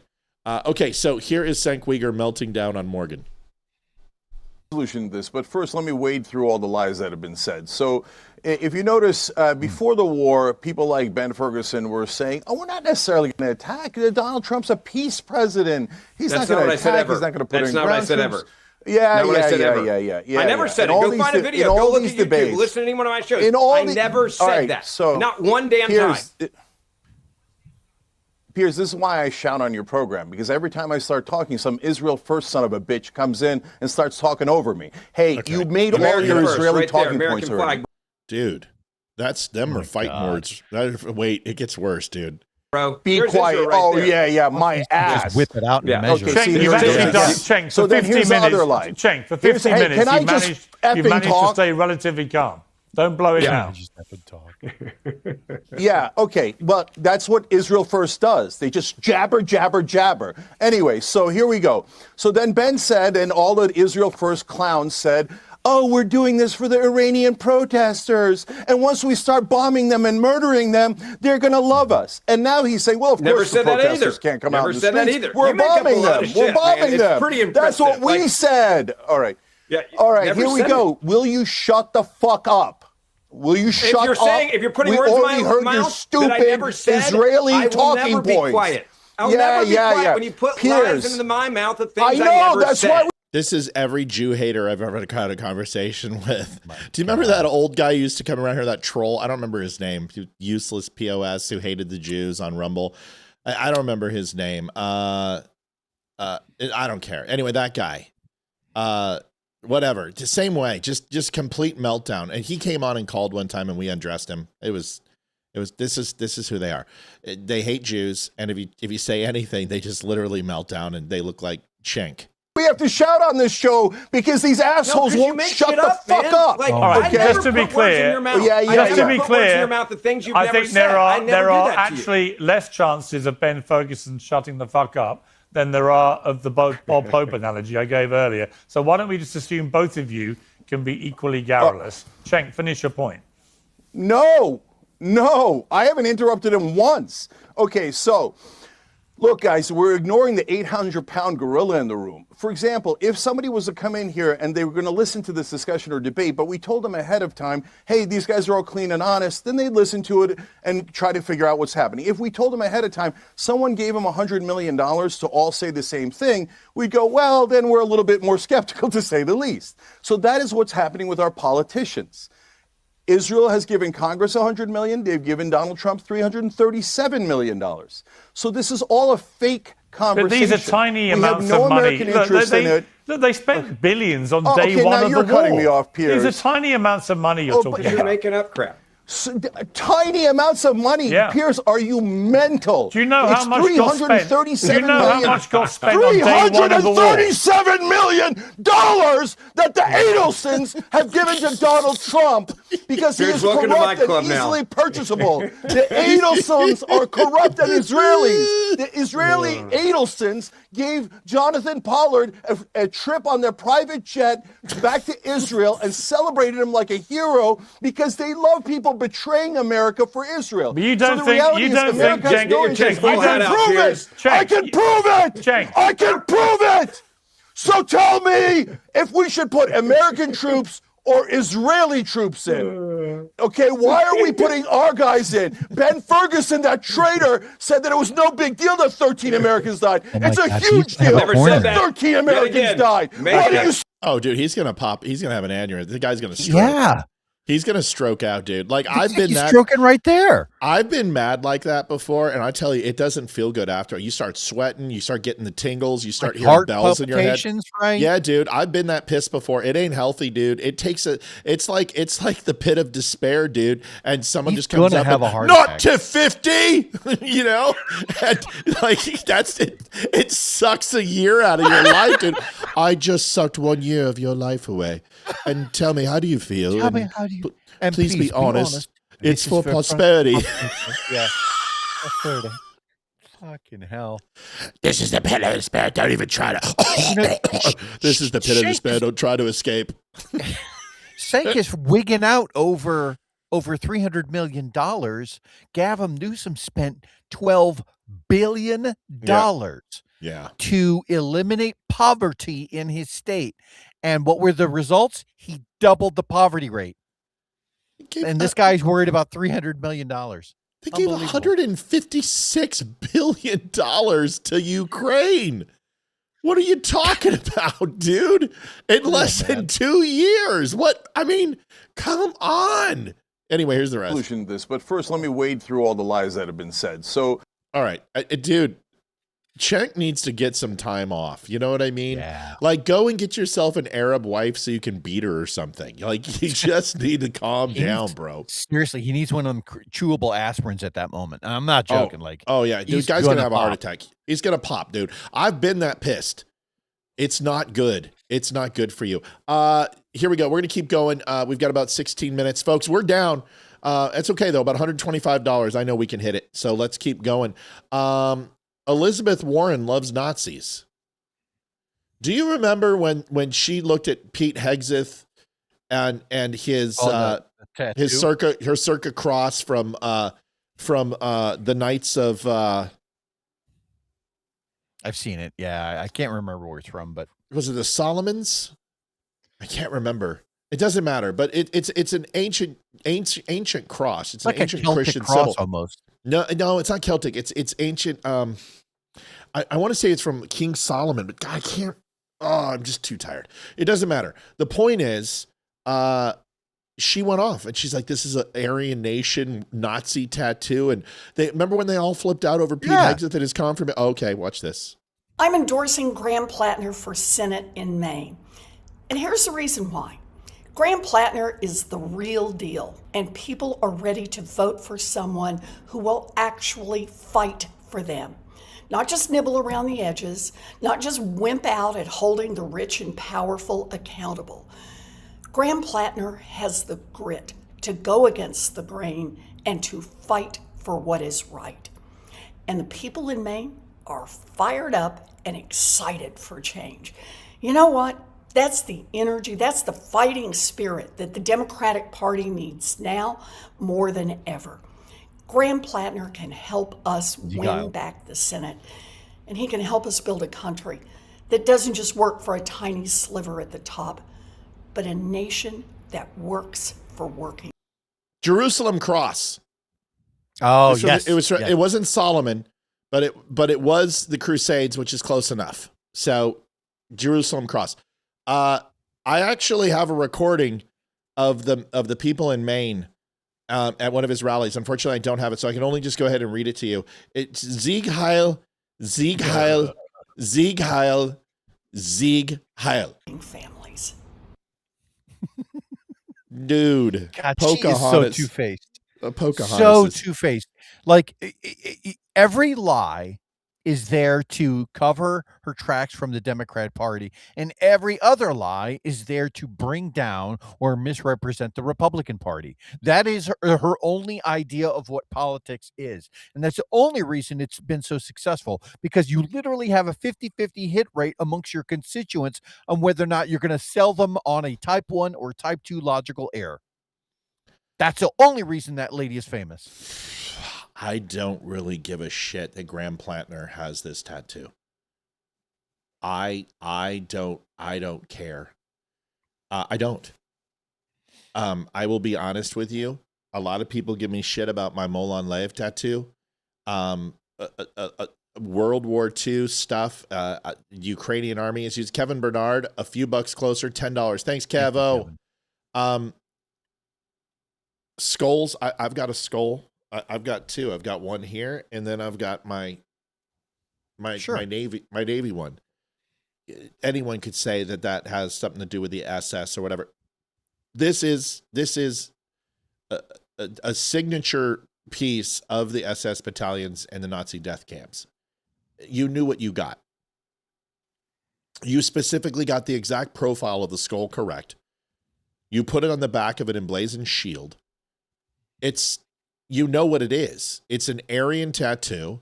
It's tagged in jails. It's in biker gangs. Biker gangs, I didn't say all bike clubs and motorcycle clubs, but you know what you're getting. Like, if I get an upside down cross, I understand what that signifies. If I get an upside down pentagram, I understand what that signifies. If I get a swastika, I understand what that signifies. You know what it means. And honestly, people make mistakes. They make mistakes, and that's fine. But Elizabeth Warren, her hypocrisy here is you got upset at Pete Hegseth for wearing a Jerusalem cross, which goes back to the days of King Solomon and Jerusalem, and goes back to the days of the Knights Templar and versus the Moors and the Saxons, and is just laced with history versus people who wore a skull that dignified and signified the Nazi death camps. There's a very big difference. So what you were saying on Pete, you don't really care. You just care that it was on Pete Hegseth. And Chuck goes, thanks, Matt, for the disclaimer. Lots of laughs, because it was funny when Chuck was here for the show. I was like, they're in a bike gang. They're like hell's Sons of Anarchy. And he's like, dude, we're a bunch of CPAs from Encino. So anyway, your thoughts on this? Do you really care what his tattoo is? I mean, if I vote for him. I don't care what any ink on anybody, what they choose to get, with one exception. That was Charlie Manson putting the swastika on his forehead. You know, Right. Other than that, here's the thing. The way I see this, right, no matter what your tattoo, no matter on what part of your body it is, does that make you less or more of an effective leader? And are you a leader that someone can and should trust? That's Right. it. That's my only concern. And if you are automatically a left-leaning, like, oh, we just need more money in order to make this thing effective, and then all of a sudden that money disappears, I know that you're already full of shit. If you are somebody who's right-leaning, I'm a little questionable. Like I'm going to have a little bit more trust in you, right? But I'm still going to want to, trust but verify, right? I'm going to want some receipts for one, and I'm hoping that you're not going to like try and wipe away people's liberties too. But if I don't care that you have tattoos, I don't care. I really don't care. And in that community, a lot of tattoos signify something other than what you believe. Like the Punisher tattoo was grabbed by SEAL teams and renowned to be used in that area. My Molan Lev is it has a Punisher skull in it, and it has nothing to do with the teams. But somebody might be, oh, this guy's trying to be in the teams. No, no, it's not what it is. It's like wearing the don't tread. Or right. If you take a look, there's a Viking one, and it's ultimately a heart and a spear, and it looks like a tiki god, which is used by DevGru. If someone else has that on, and they're like, well, it's been reappropriated. You can reappropriate things throughout history that might have negative connotation on them. For instance, the Dixie flag, the Southern flag. Now, people go, it's slavery and racism, but it's not what it dignifies. The stars and bars don't dignify that. They don't signify that. And just because something's been repurposed, like the Groypers repurposed MAGA to turn it into some white nationalist BS. So if this guy got that, and he was in a time in his life that he was struggling, he got it covered up. He literally went and got it covered up. Okay, fine. Now I'm going to rate him on his policies, not his tattoo choice. Right. We've all made mistakes. Okay, good enough. Do you remember when I said, and I wrote a meme, and it said, if you really want to go ahead and verify citizens, we don't need to do voter ID. we don't need to mandate voter ID. We don't need to stop mail-in balloting. Why don't you do this? Every time you open up a bank account, you have to have real ID and verify your citizenship. And unless you have a legal status like a green card or a visa that's not overstayed, you can have a bank account. But the moment that your visa is overstayed or your green card expires, you have to go back into the bank and re-up it. So that is what you could do while you're working on your citizenship. So why don't banks just make it a federal law if they want to be FDIC insured, which every bank does because they have to be, because banks cannot afford to insure their own money. You need to be FDIC insured, which is federal backing for all the money you have and what you loan and what you go ahead and have in the coffers. Why don't you make it mandatory to show your citizenship? Well, somebody must be listening because I have not heard that anywhere. Now, you guys watch a lot of these shows. Maybe you can tell me. Nope, it's at the end, hip chick. I'm covering it next segment. Here is, we called it, and here's what's being proposed. Listen to this. Trump could soon force banks to take part in an immigration crackdown. What I mean by that is sources tell CNN the administration is considering requiring financial institutions to collect and verify their customers' citizenship status, something banks aren't currently required to do. One source says the new policy could come through an executive order. CNN's Matt Egan is following this story for us. So, Matt, what are you learning about how banks are responding to this possibility? Yeah, well, Omar, this does appear to be part of the Trump administration's aggressive immigration crackdown. Sources tell CNN's Priscilla Alvarez and I that the administration is considering new action that would require banks to check the citizenship status of their customers. Now, this would be something that would actually apply not just on a go-forward basis, but also to existing customers, which is pretty stunning when you think about just how many customers the banks already have. Now, this action could also require banks to check a different category of documents than what they normally look at, including passports. Now, I do want to stress that nothing here has been announced or finalized. It's not clear here whether or not this would come in the form of an executive order or some other action. We reached out to the White House, and a spokesperson said that any reporting on policy that hasn't been officially announced is just speculation. But some Republicans do support this. Republican Senator Tom Cotton, he put out a post on X yesterday where he said, "I strongly support President Trump taking action to prevent illegal migrants from accessing our banking system." And he said All right, you get the gist. I understand it's a fine line, but if you're an American citizen, whether you vote, whether you buy cigarettes, whether you go ahead and get a new car, whether you get a loan, whether you apply for a fishing license, whether you apply for government benefits, whether you go to a national park, you have to show ID. Your thoughts about banks being forced? Because it would have to be through FDIC. You would have to make it. That's the problem. I mean, banks being, first of all, banks being private institutions, for one. Two, there's a level of what we in the military refer to as when you have private information. Like, I'm not sure citizenship should necessarily fall under that. And I'm not saying that I don't think that we should be checking for citizenship. I'm just not sure about the mechanism. Now, if there's a way to make that work through the banking system, great. But there are other mechanisms as well. And there's one called the enhanced driver's license that I happen to be a fan of. It's a little more expensive. It's $40, $30 to $40 in most states. Places like Michigan and Ohio do offer it. And it basically is a driver's license that shows, excuse me, I'm sorry. Take your time. Take your time, dude. It happens all the time.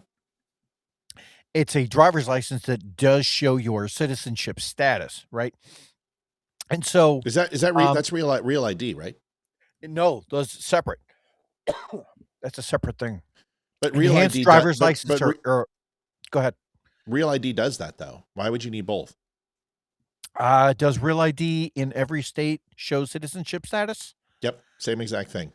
To get a real ID, you have to be an American citizen. That's why it's being used for flights, and it's being considered as an acceptable form since 60% of the U.S. already has it as an acceptable form for voter ID. Is just make real ID mandatory. Okay, I didn't know that, but I guess my point is that like they offer these services throughout every DMV, and whatever the additional cost is, I say just knock that off of either that person's state or federal income tax return for that year, right? And say this is your credit to go get your real ID. Don't misappropriate it, because if you do, you won't be able to vote. And I think that would be that's cause enough for most people to say, all right, this is my $40 credit to go get my real ID, and if I don't get it, then guess what? I'm not planning on voting for that cycle. And that sounds like it might be a shitty way to say, like, certainly the left would say you're restricting people's right to vote, but you have to verify that these people are citizens in order to partake in a federal election to begin with. And because we don't have a mechanism in place for that, I say that this would be a reasonable request. So here's the difference. You're absolutely right. U.S. citizens, lawful permanent residents, and certain visa holders. So it qualifies under the things that I just said. Somebody who has a reason to be here. It does prove citizenship, because you have to show a birth certificate. But you can also show a green card or a visa. And that honestly is just a change in the ID itself. So we would have to change the law that anybody who has a real ID that had a ending date visa or green card, that it would just simply expire. And when you scan it, it would be invalid. That's why real ID is so amazing, is because you can change the status of the card without physically having it in front of you. Right. But it's a good point. Yeah, you're absolutely right. So there are some limitations. Now, what they've said is that only makes up about 0.5% of the overall real IDs available are people on visa and green card status. But it's a good point. It's not a 100% guarantee, but it's a hell of a lot better than regular ID. IDs are handed out without birth certificates all the time. You need to at least have a stasis or a birth certificate for real ID. So I stand corrected. Good call. So what do you think? I mean, dude, seriously, is this an overreach, or are you okay with it? No, I think it is a little bit of an overreach. I'm not sure that the banking system, that you should dictate how they do their business, how they regulate their business by expecting this additional information and then trying to figure out how to track that and get it back to the federal government. I say just stick with the state IDs, right? Leave the freaking banks out of it. They don't know what they're doing anyway. And just go that route. But I mean, I like the idea. Again, I could be swayed one way or the other. I'm not so concerned with the mechanism as I am concerned with, we need to be checking to make sure that people are citizens prior to voting in federal elections. Yeah. Kat, I already made the adjustment. But understand this is that enhanced ID versus real ID. Real ID is still a massive step up in verification because of birth certificates has to be associated, U.S. birth certificate has to be associated with real ID or a visa or a green card. And I do believe that people who are here on a visa or a green card should have legitimate reasons to have a bank account. Of course, I agree with that. And then people are like, well, a lot of illegals get paid in cash and they will send it Western Union. Then make it a requirement that Western Union can't send money out of the country without a real ID. Yeah. I mean, it changed the banking system. I mean, listen, you guys, security is security. You guys are, oh, well, they're checking everything about us and they're tracking us. You guys. Yeah. That's all I'm going to say. 90% of us put this information out into the ether with no expectation of security to begin with. So you don't have any privacy. This is a recording device. This microphone has the sensitivity to read and listen multiple rooms. Do you know that I took a picture of Hayden today and I had to blur out that picture and I was 10 feet away because you could read every single thing on her permit? That's how good the camera is on this thing. Ask Leeroy. Look at Leeroy's picture. This thing, do you know how well it can hear? Olivia can call Hey Siri in the freaking living room, which is 3 rooms away. Kevin, Kevin, we're trying to hit. All right, I got to be quick. All right, Kev, you got to be real quick. How would it affect the Mexican drug cartels? I don't know, and I don't care. Good question. No, it's not a good. Why is that a good question? I don't understand. Why is that a good Well, question? because Mexican cartels tend to deal with cash only, and when you're talking about the banking system and the movement of that kind of money, You a lot of think times, drug cartels are putting money in U.S. bank accounts?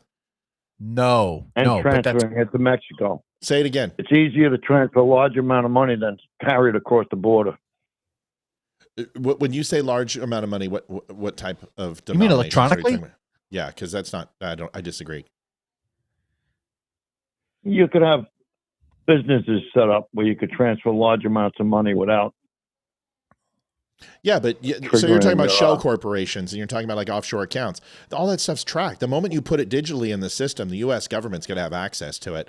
I don't think cartels are putting money in the U.S. system. Now, I think there's a certain amount of money that absolutely would, and there's certain accounts, low denomination accounts. But I don't know, Kevin, if that's true or not. We would have to talk to somebody from the DEA or U.S. Treasury to find that out. But I would find it hard to believe that you would see money going. Thought it was an interesting question on the topic. Yeah, it is. I just don't know if it's on topic because I don't care so much about the money. I care so much that U.S. citizens are voting, and that's my concern. I think Trump's concern. As far as like them, I would be more worried about cryptocurrency than anything. Wouldn't that be easier? Is to put it into crypto? And, yeah, that would be the easiest thing. Yeah, I didn't think of that. Yeah. All right, I'll let you go. No, it's Have a good night, Kev, guys. Kev, it's a good question. That's twice you've called without Olivia being here. You're in deep shit, dude. It's more than twice. You're in trouble now. See you, buddy. All Kevin, right, good to folks. hear from you. Yeah, we're at 186.10, folks. We are we're probably 10 minutes away, folks. So if we're gonna do it, now's the time. We definitely need a little bit of love. So let's see if we can hit goal. I really don't want to miss it. We made up for it last night. God, the struggle is real. Here is Dan Bongino, but first I'm going to do this. Everyone keeps saying that Charlie Kirk was against any type of war in Iran. Okay. I think you guys are not you guys, but there are a group of people, Candace Owens, Tucker Carlson, Joe Kent, and others, who are truly getting this wrong. I dug up a video of Charlie Kirk, and this is right after the next day before, right after Midnight Fury, not Epic Fury, Midnight Hammer, when we went in with the B-2s and we hit Iran. And I want you to listen to Charlie Kirk's words because he died shortly after this. Charlie Kirk was adamantly opposed to regime change in Iran because of the power vacuum and instability that it would create. And he felt that it would create even more harm and detriment to the United States by doing so. And I happen to agree with him because regime change doesn't really work. But I do believe that taking out the mullahs and the Ayatollah and the IRGC commanders is a very good thing. And I don't think that he had a problem with that. But there needs to be oversight to ensure that we are empowering the people of Iran. If they want a revolution, that it's going to be up to them. But here's Charlie Kirk, and I want you to listen very closely because these are his words. This isn't some text message that I believe Candace Owens sends to herself and says it's Charlie Kirk so she can win arguments. I don't believe that Tucker Carlson has any inside knowledge to what Charlie Kirk truly felt, that he didn't express himself. And I think these grifters who are making money off of him make me sick. Now, someone go, well, Matt, you have a Charlie Kirk Freedom shirt. How does that make me change the words that came out of his mouth? How does that make me release secret conversations? How does that make me sell a story where I actually passed ways in a video interview with Charlie Kirk? How does that change the fact that the coffee company I used to do marketing for, we hired Charlie Kirk to go ahead and sell, which was, if you guys remember, Minutemen Coffee. So I'm not doing that. What I'm doing, Yeah, the difference there is Matt is not trying to misrepresent what Charlie had said in some prior speech, to misrepresent that and contort the message to fit a need that Matt might have now. We're Right. not doing that. Whereas that is exactly what Candace Owens is doing. That is exactly what Tucker Carlson is doing, is misrepresenting things that Charlie had said in the past and trying to contort that to fit a narrative that works for them now. Here is Charlie Kirk's own words. Listen close. And you might say, Charlie, do you support or oppose this? I support President Trump. That's my answer. I know the man. He's the commander-in-chief. He's the man for the hour, and he's had the weight of the world on his shoulders. So in a situation like this, I support my friend, and he's had my back and I have his. That's my perspective. By the way, I also look at this and I say, and I understand the arguments of people that, oh, don't intervene and all that. I get it. But boy, have we not exhausted so many diplomatic channels and options. Here is Netanyahu, 261, praising and congratulating President Trump. Play cut 261. There you go. So instead of me making up a private text or an email or some newsletter or some, clairvoyant premonition or me having a seance with Charlie Kirk, I'm just going to let the man's words speak for him. The man did not hate Israel. The man had questions about big donors who had Israeli money. Mel Lowe, 51.99. We love you, Mel. Thank you, sweetie. Thank you so much, Mel. You're the best, Mel. 238.09. Thank you, hon. So there's Charlie's words. So you can bring all the receipts you want. What I'm going to do is I'm going to go ahead and honor and respect Charlie's memory by actually letting you listen to Charlie. I thought we were supposed to pick up his microphone. I thought we were supposed to keep his memory alive. I hear a lot of people talking about Charlie, but I don't hear a lot of people playing Charlie. I hear a lot of people saying how well they knew him, but they will not go ahead and live his memory on. What they're doing is trying to discredit his wife. And you cannot respect Charlie Kirk's memory by trying to trash his f***ing wife. These people are disgusting. They're disgusting. And when he talked about demons, he was talking about you. When he described Candace Owens and explained demonic attitude and demonic possession, he was referencing her. And I saw through it 3 years ago. Charlie Kirk saw it through 3 years ago. I saw it on Tucker Carlson, and I've seen it on all the people that I've told you about, and I will continue to tell about, because they're false prophets, they're charlatans, and they're fake. I don't care how big they are. If I don't use my platform for truth, then I'm selling out. Here's Dan Bongino, another person who uses his platform for truth as he goes after Kent. And honestly, he's just spitting facts. He ain't playing around here. If an attempted murder of a presidential candidate, and then there's another assassination attempt. There's been Paul Rivera doing a 2110. Always a great show with my brothers. Come on, dummies. Thank you, Paul. We love you, buddy. Thank you so much, Paul.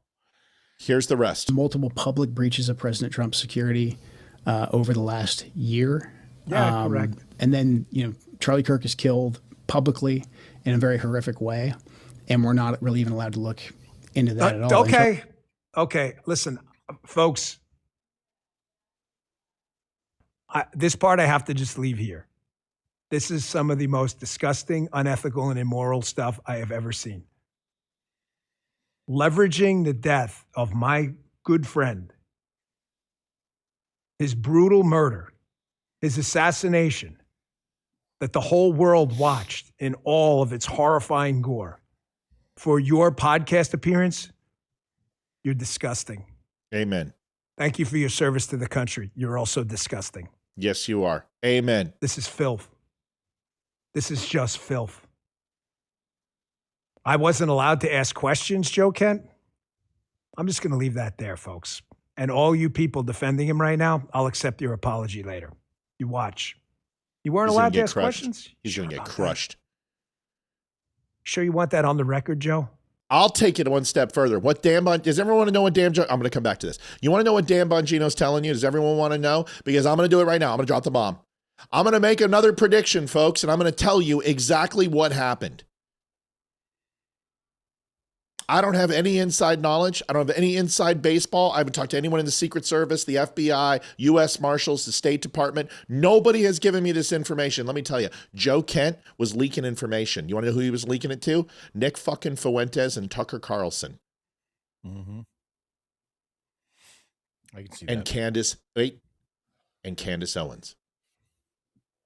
What a counterterrorism unit guy would know. Would he understand what happened with Tyler Robinson? Would he have inside baseball on that? Most assuredly. And Candace Owens has sit here and said that she has an inside source. I don't mean to cut you off here, Leeroy, but this one's mine real quick. It says she has an inside source. You got him going on Sean Ryan 2 months ago and laying out the greatest hits of Iran. Played that last night for you. I guarantee what was happening is this guy was getting insider information. He was leaking it to Candace, leaking it to Tucker, and this is why she moved off the Jews. This is why she moved off Jews and she moved on to Erica Kirk. And this will be proven, I bet you. I will bet you everything on this podcast that we find out that Tucker Carlson was taking information from Joe Kent and passing it on to IRGC commanders, passing on to people in Iran. This is why Tucker Carlson bought a home in Qatar. And I believe, like the Tate brothers, Tucker Carlson will up and leave and do what Snowden did and move to Qatar. Look at the extradition treaties that we have with Qatar. They're non-existent. And I have no doubt in my mind in today's day and age that Tucker Carlson could take his millions, pick up, go to Qatar, and do his show still and broadcast it in the United States with no fear of retribution because it's becoming more common than not. Mark my words on this. Watch.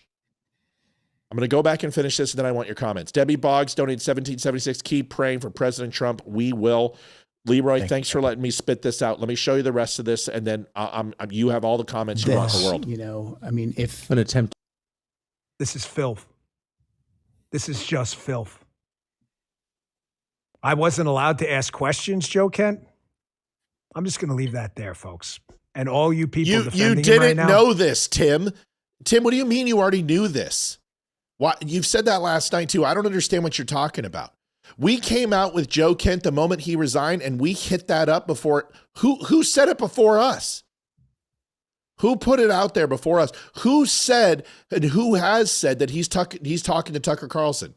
Who said that? Where have you heard that from? Give me some sources. Where are you hearing this from?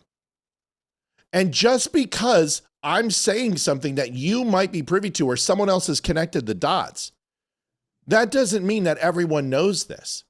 That drives me crazy when people say things like, oh, everyone already knows. Then why are you watching the show? If you already know everything, then why are you watching the show? And why don't you have your own show?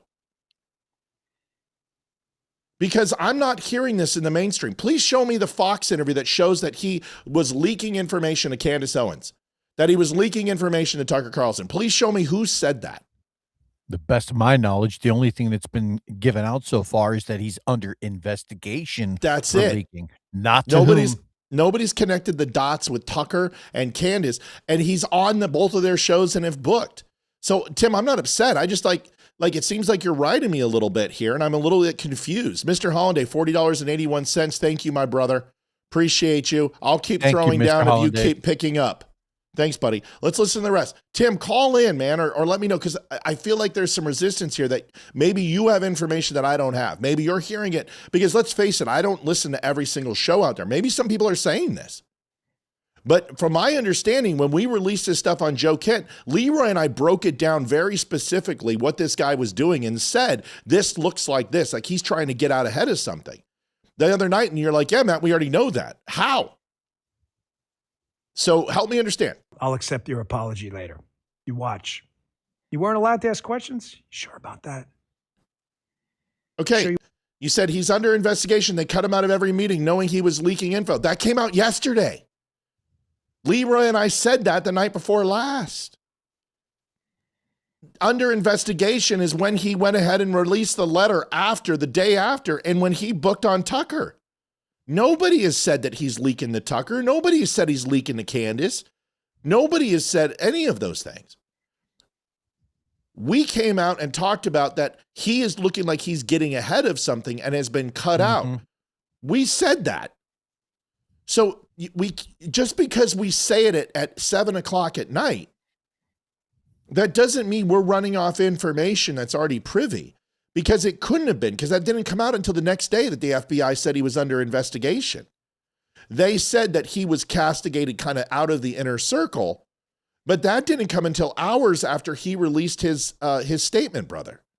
So by saying we already know that, I don't know where we're going with that. Help me understand. I'm not mad. I don't understand where you're going with it. All right? Cool. Give me a call or tell me in text. You want that on the record, Joe?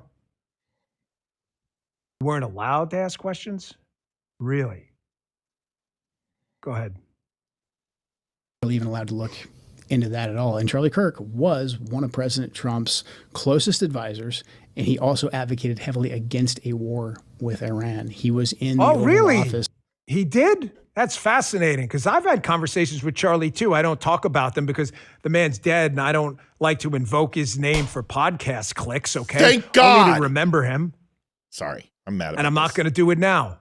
You sure that's how Charlie felt? Matter of fact, I've got a clip of Charlie. We're going to play. Oh, shit. So, okay, Tim, don't ever apologize. I'm not mad at you. I'm not mad. I'm engaging with you. Like, I'm just passionate about this. In fact, I love your challenging me. There's nothing wrong with it. I want you to challenge me. I'm not perfect. My point is I think we've been ahead of this. Like, Leeroy and I were really ahead of this. That's okay, Timmy. I'm not mad, dude.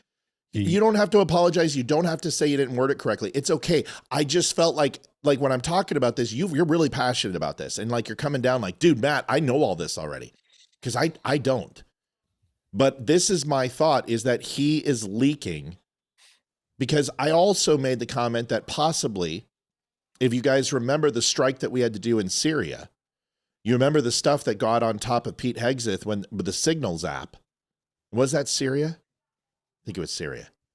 Doesn't matter. With the Signals app and the leak, is I believe that he was attached to that. And very well could have been the leak. I believe this guy has been pushed aside multiple times, but I'm not sure of that. But I really feel pretty confident with what Nick Fuentes said about him that Tucker and them did. I'm sorry, Leeroy. Go ahead, buddy. No. Well, what you're saying is what you're doing effectively is you're just connecting the dots that are right there.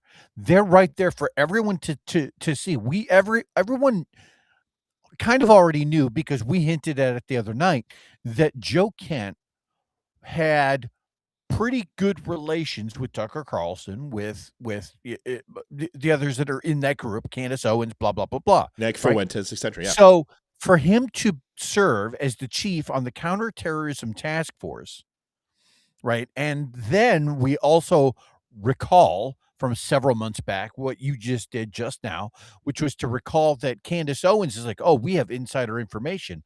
Now you're starting to put two and two together. It's pretty easy to connect those dots. Now, it might come out Chuck Penderson donated Peterson. It's not Chuck Penderson. It's one of the single-handedly the biggest donor of our show. He's top 5. It's Peterson. Oh my God. Sorry. It's okay. I'm so sorry, Chuck. It's Chuck right. Pendleton. Go ahead. You're making me turn red. My bad. You're making me turn red. I'm so sorry, Chuck.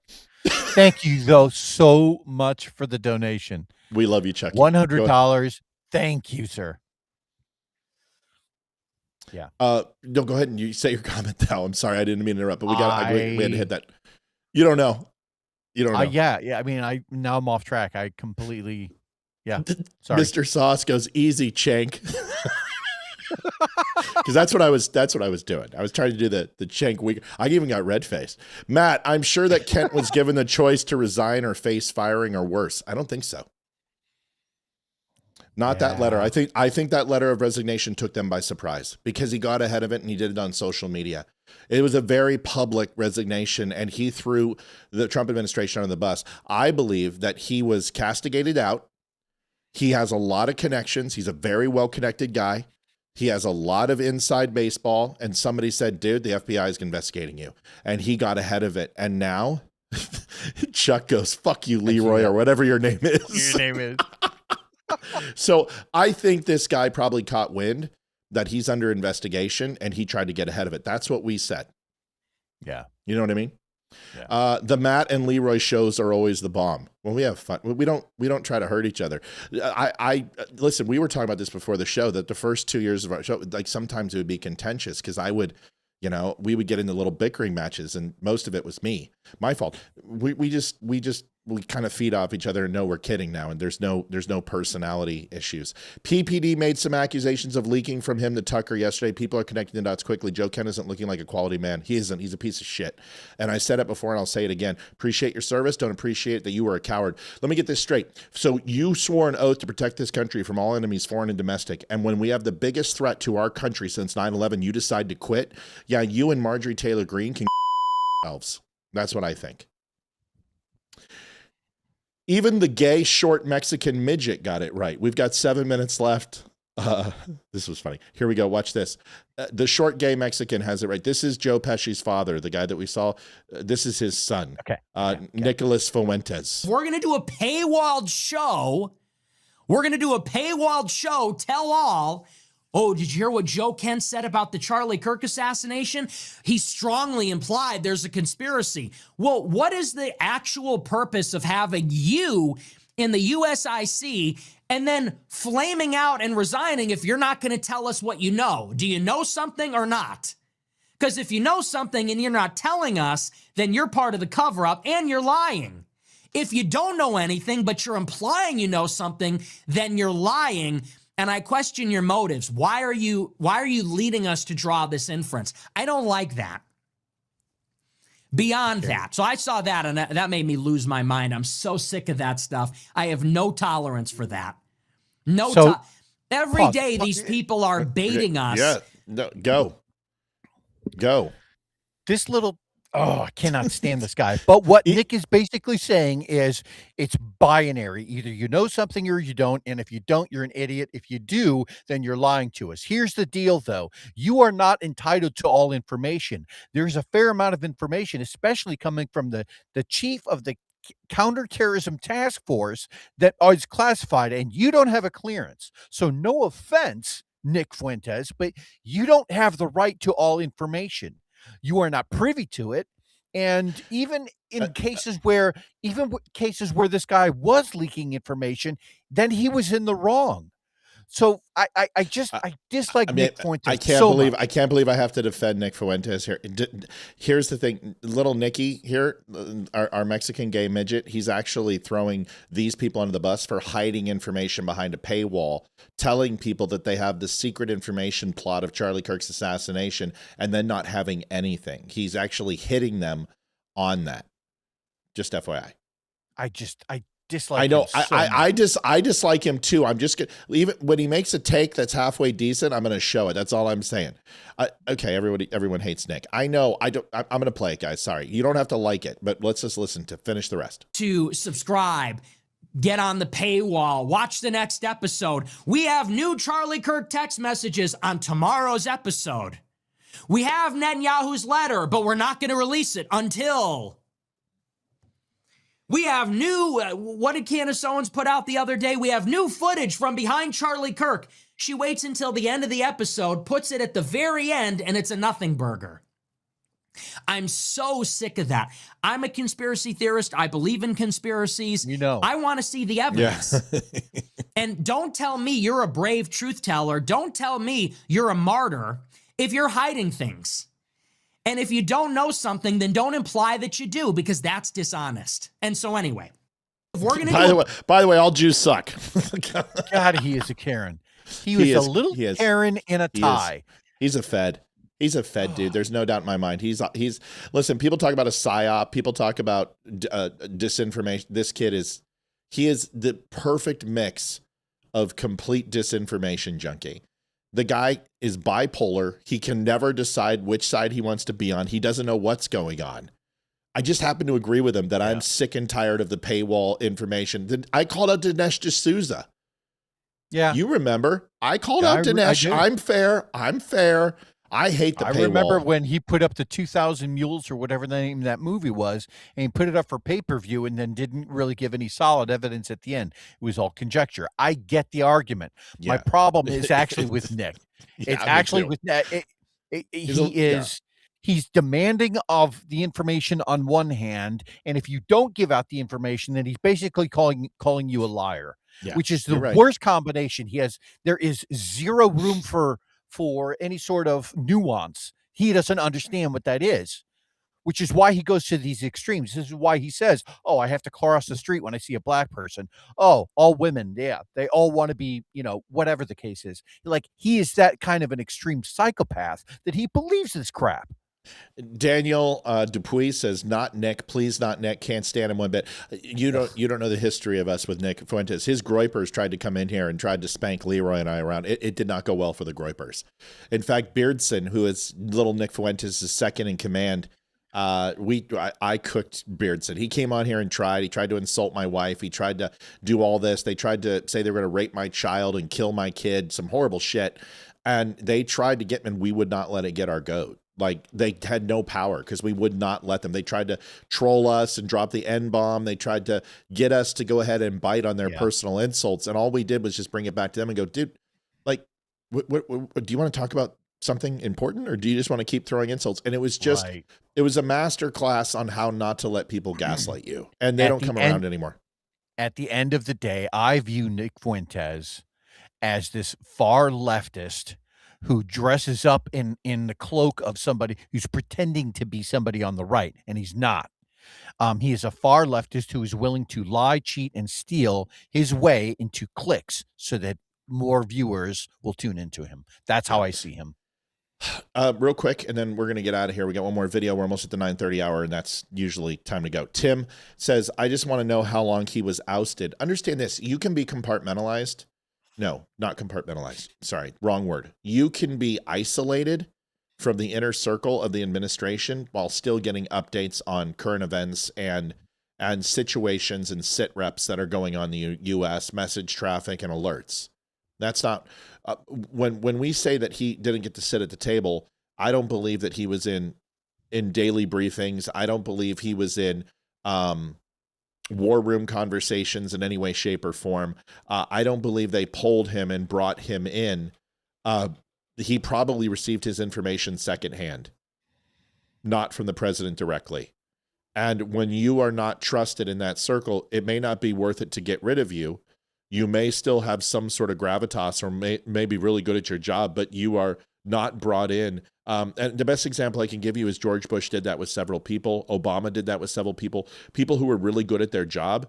Rumsfeld was one of those people that was isolated from administrations and kind of castigated to the side because he wasn't well liked. Kissinger was also the same way. Kissinger rubbed people the wrong way, so he was kind of castigated from interpersonal meetings with the administration. So these things have a tendency to happen. General McNamara and Bobby Kennedy didn't like each other. So John F. Kennedy and McNamara held a private relationship where Bobby Kennedy was not involved. So it happens. How long that was going on, I don't know. But I think we're going to find out because this guy is under FBI investigation and this will play out, especially now. You know what I mean? Yeah. Yeah. Do you think they set Kent up after the Appgate? I think it would be, if they knew that Tucker was talking to IRGC commanders in Iran, then yes. Yes. Because if you think about it, Tucker was brought in on conversations when it came to Iran and how to handle it. And Donald Trump brought him and a committee of people to have a conversation on Middle East experts. And he brought Tucker Carlson in on the conversation because of his relationships with Middle Eastern people. And it's very possible that Tucker, because the moment you sit with the president of the United States, something happens. The moment you step foot in the White House, you have a SSBI essentially done, a very fast, proactive, I think it's called RSDI, which is a singular scope background investigation. It's not a full SSBI. They check Interpol, they check state records, they check everything against your passport. They check your bank accounts. They check your criminal history. They check your psychological history, anything that's present or associated with any criminal activity. And they make sure before you even step in the White House or have a visit at the White House that you have a background check. If you're going to do anything inside the White House, like say a business like Flags of Valor was, or the bathroom remodels we did at Valor Construction, you have to have a full background check. And it's extensive. So do I believe that when Tucker Carlson got there that he had a full background investigation, checked his finances, checked everything about him to make sure that he was 100% copacetic? Yeah, I do. And in that process, once he started working with the president, does this turn into like an SSBI where there's multiple CIDs that are working on this and working on an investigation? I also think that's true. Leeroy and I were able to access top secret information when our SSBIs were still pending. Is that correct, Leeroy? Yes. When you went, yep. So yeah, it's called. They give you a temporary until your final adjudication goes through. They'll grant you temporary access. Yeah. So my point is this: do I believe that possible that the intelligence agencies uncovered something with Tucker Carlson, that he was giving information? Sure. Do I believe that once you're in the network of the president, that it's a really bad idea to be sending texts to Iran, when he possibly could have been somebody that was liaisoning with the Iranians for President Trump? All of these things are speculation. I don't know. But an interim clearance is absolutely something that you achieve. And anyone who works with the president in that capacity has to have a clearance. Mm-hmm. So that's all I can tell you. Let's shift gears, because I'm not saying I know what happened. What I'm saying is the lines are connecting that Joe Kent was leaking information to influencers and other people, possibly reporters. And this would not be the first time this has happened in the Trump administration. It's happened hundreds of times. Go ahead, Leeroy. No, it's an excellent quick assertion. It's an analysis. It's connecting certain dots and saying it is possible because it makes sense. And I think you hit a spot on the head. It's not confirmed yet, but it makes sense. Yeah.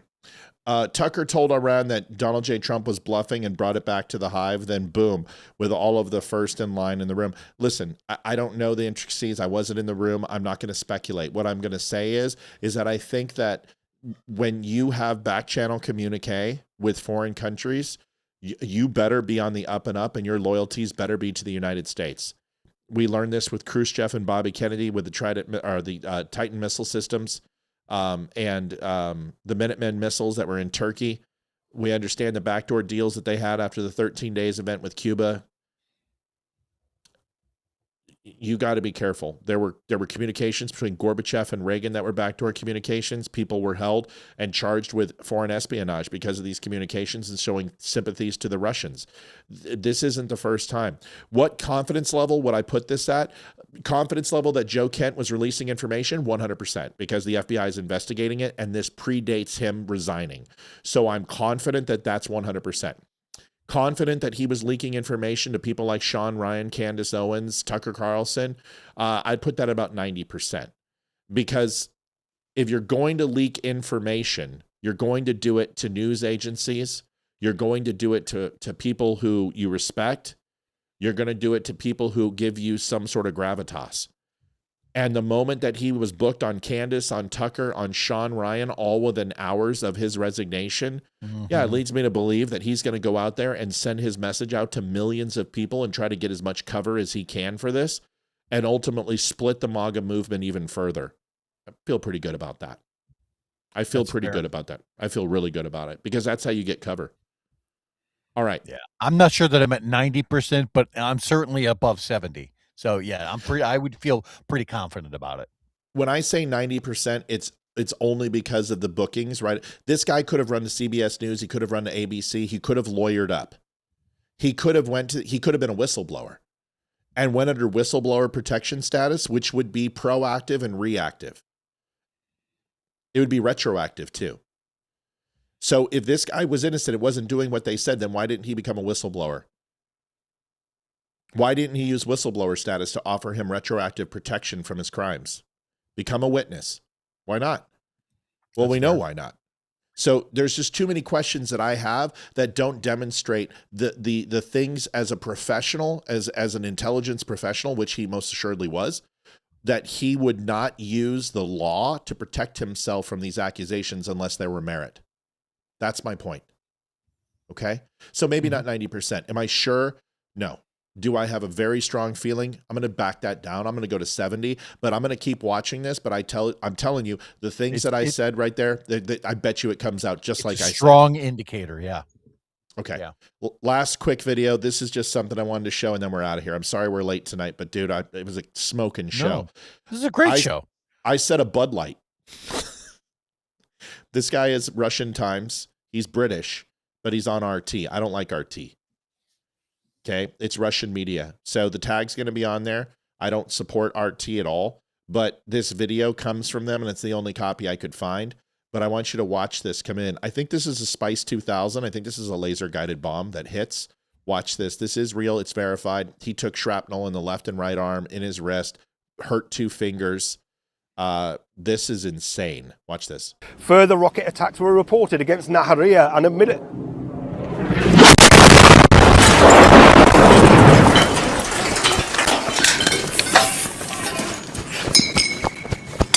Whoopsie. Fucking hell.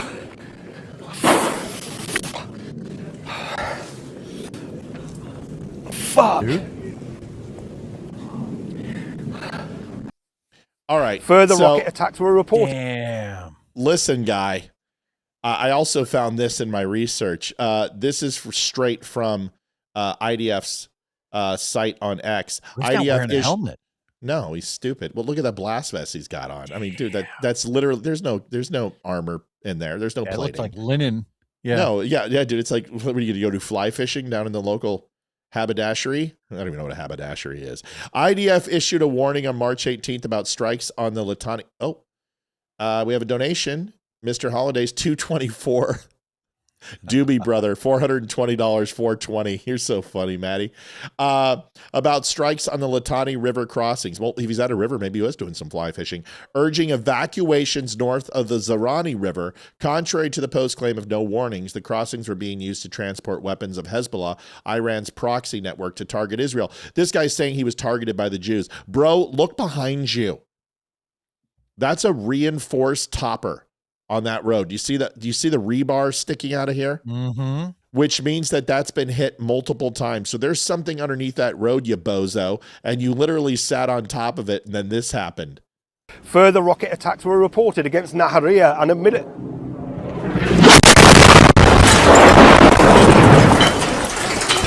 You were 2 Good feet reflexes. closer. You were 2 Good feet reflexes. closer. 2 feet closer. You were cooked. Watch this thing come in. I've tried to slow it down. I'll try to capture the round. There it is.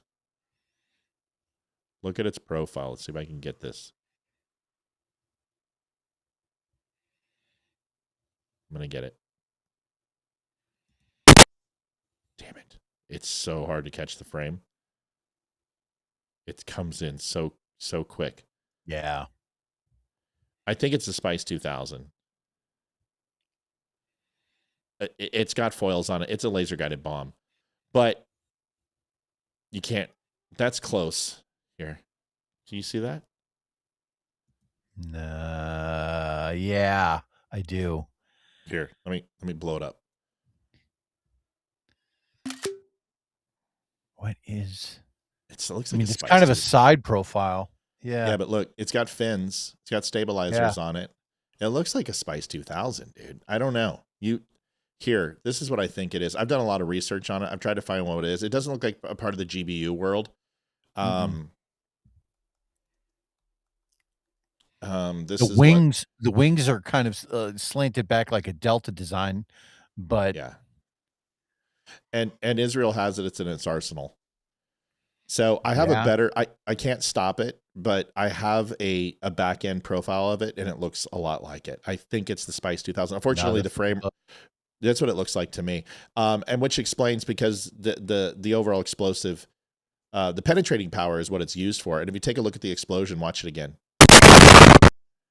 So you can see it goes underneath. It's not outward projection, so it buries. See how it buries, and it just literally just turns that to dust. So the concussive force was low to the ground, which means it penetrated. So it's a penetrator, and he's lucky because if that wasn't a penetrator, he'd be cooked. Jeez, what a nightmare! Is that it? Say here we go one last time, and then we're done. Then we'll Further rocket attacks were reported against Nahariya and admitted.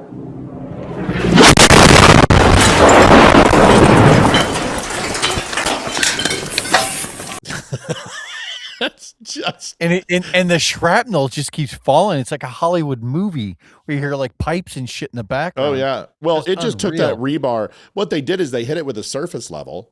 They took out that rebar and cracked it. Then they just re-hit the target. So what they probably did is he went back up there and was like, "Oh, I'm gonna film, and this is a great shot." And it's like they're not done hitting that, you stupid son of a gun. And then they hit it with a penetrator, and obviously the only reason he's alive is because that was a penetrator, right? And that's why you use that. Crazy. Here's the it's an Israeli developed EO GPS guided kit used for converting air droppable unguided bombs into precise guided bombs. The guidance system is derivative of the respective system of the Popeye air to surface missiles, which you and I are aware of. It has a lower CEP and satellite guided munitions.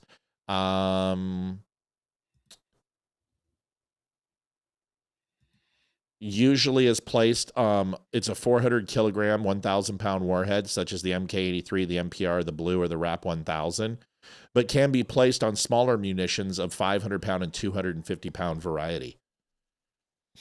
Damn. Lucky dude. He's really lucky at hitting the footprint of where it already hit, because that essentially went into that rebar, went under that concrete, and instead of blowing out, blew up. And a low, you just see where that blast radius is lower. Because honestly, the G force of the blast should have killed him. He should have. You had mentioned the CEP. It had a low CEP. If it had even a slightly larger CEP, he probably would have died. So the CEP is a circular area probable, and basically is an indication as far as the accuracy of the weapon. If it's inches or feet, right? If it's feet, then that means it could have gone that much further out, right? That's correct. If it's inches, that means it's a very accurate weapon, which means that he's lucky he wasn't standing any closer, but that the weapon likely wasn't. Yeah. If you would have stayed where you were, you would have been cooked. The fact that you got down low, most of the debris probably carried over you because it was out of the cone. That makes sense. But what you also said, if the Jews wanted to kill you, because he said the Jews were trying to kill him, you would be dead. With that accuracy of that bomb, they could have hit you in the nutsack. You're lucky you're not dead. Leeroy, take us out, man. I had a fun time. This was fun. This is a good show.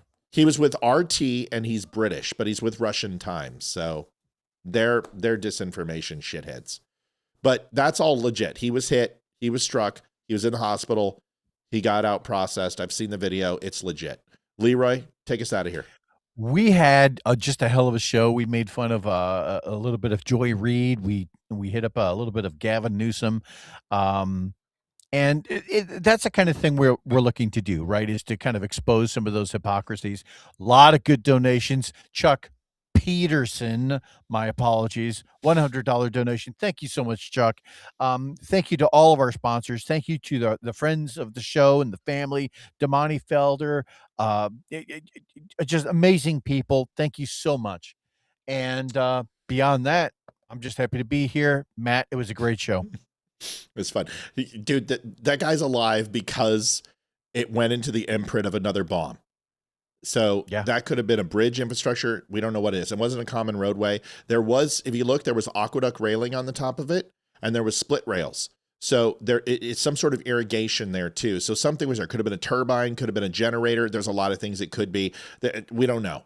But either way, whatever it was, if it wasn't for that initial hit, that guy would be cooked. Just like if it was a surface strike trying to penetrate, he would have been dead. And everybody would have been dead anywhere near that bridge. But because it went into the shadow of its footprint, That's why he's alive. I want to thank Leeroy for a great night. I want to thank all the Don't Unfriend Me Nation. It was fun. I love our nights, man. God bless. I'm sorry so late. Thank you guys. We'll see you tomorrow. It is Jacket Friday tomorrow. Olivia and I are in the house, and we will see you tomorrow. God bless everybody. Thanks, Leeroy. Thanks, everybody. Good night. Everyone had a great night. All right. Semper Fi, Charlie K. Love your tag, man. Thanks for watching. First time here. Good to see you guys. Bye-bye. Be good, guys. Thanks, buddy.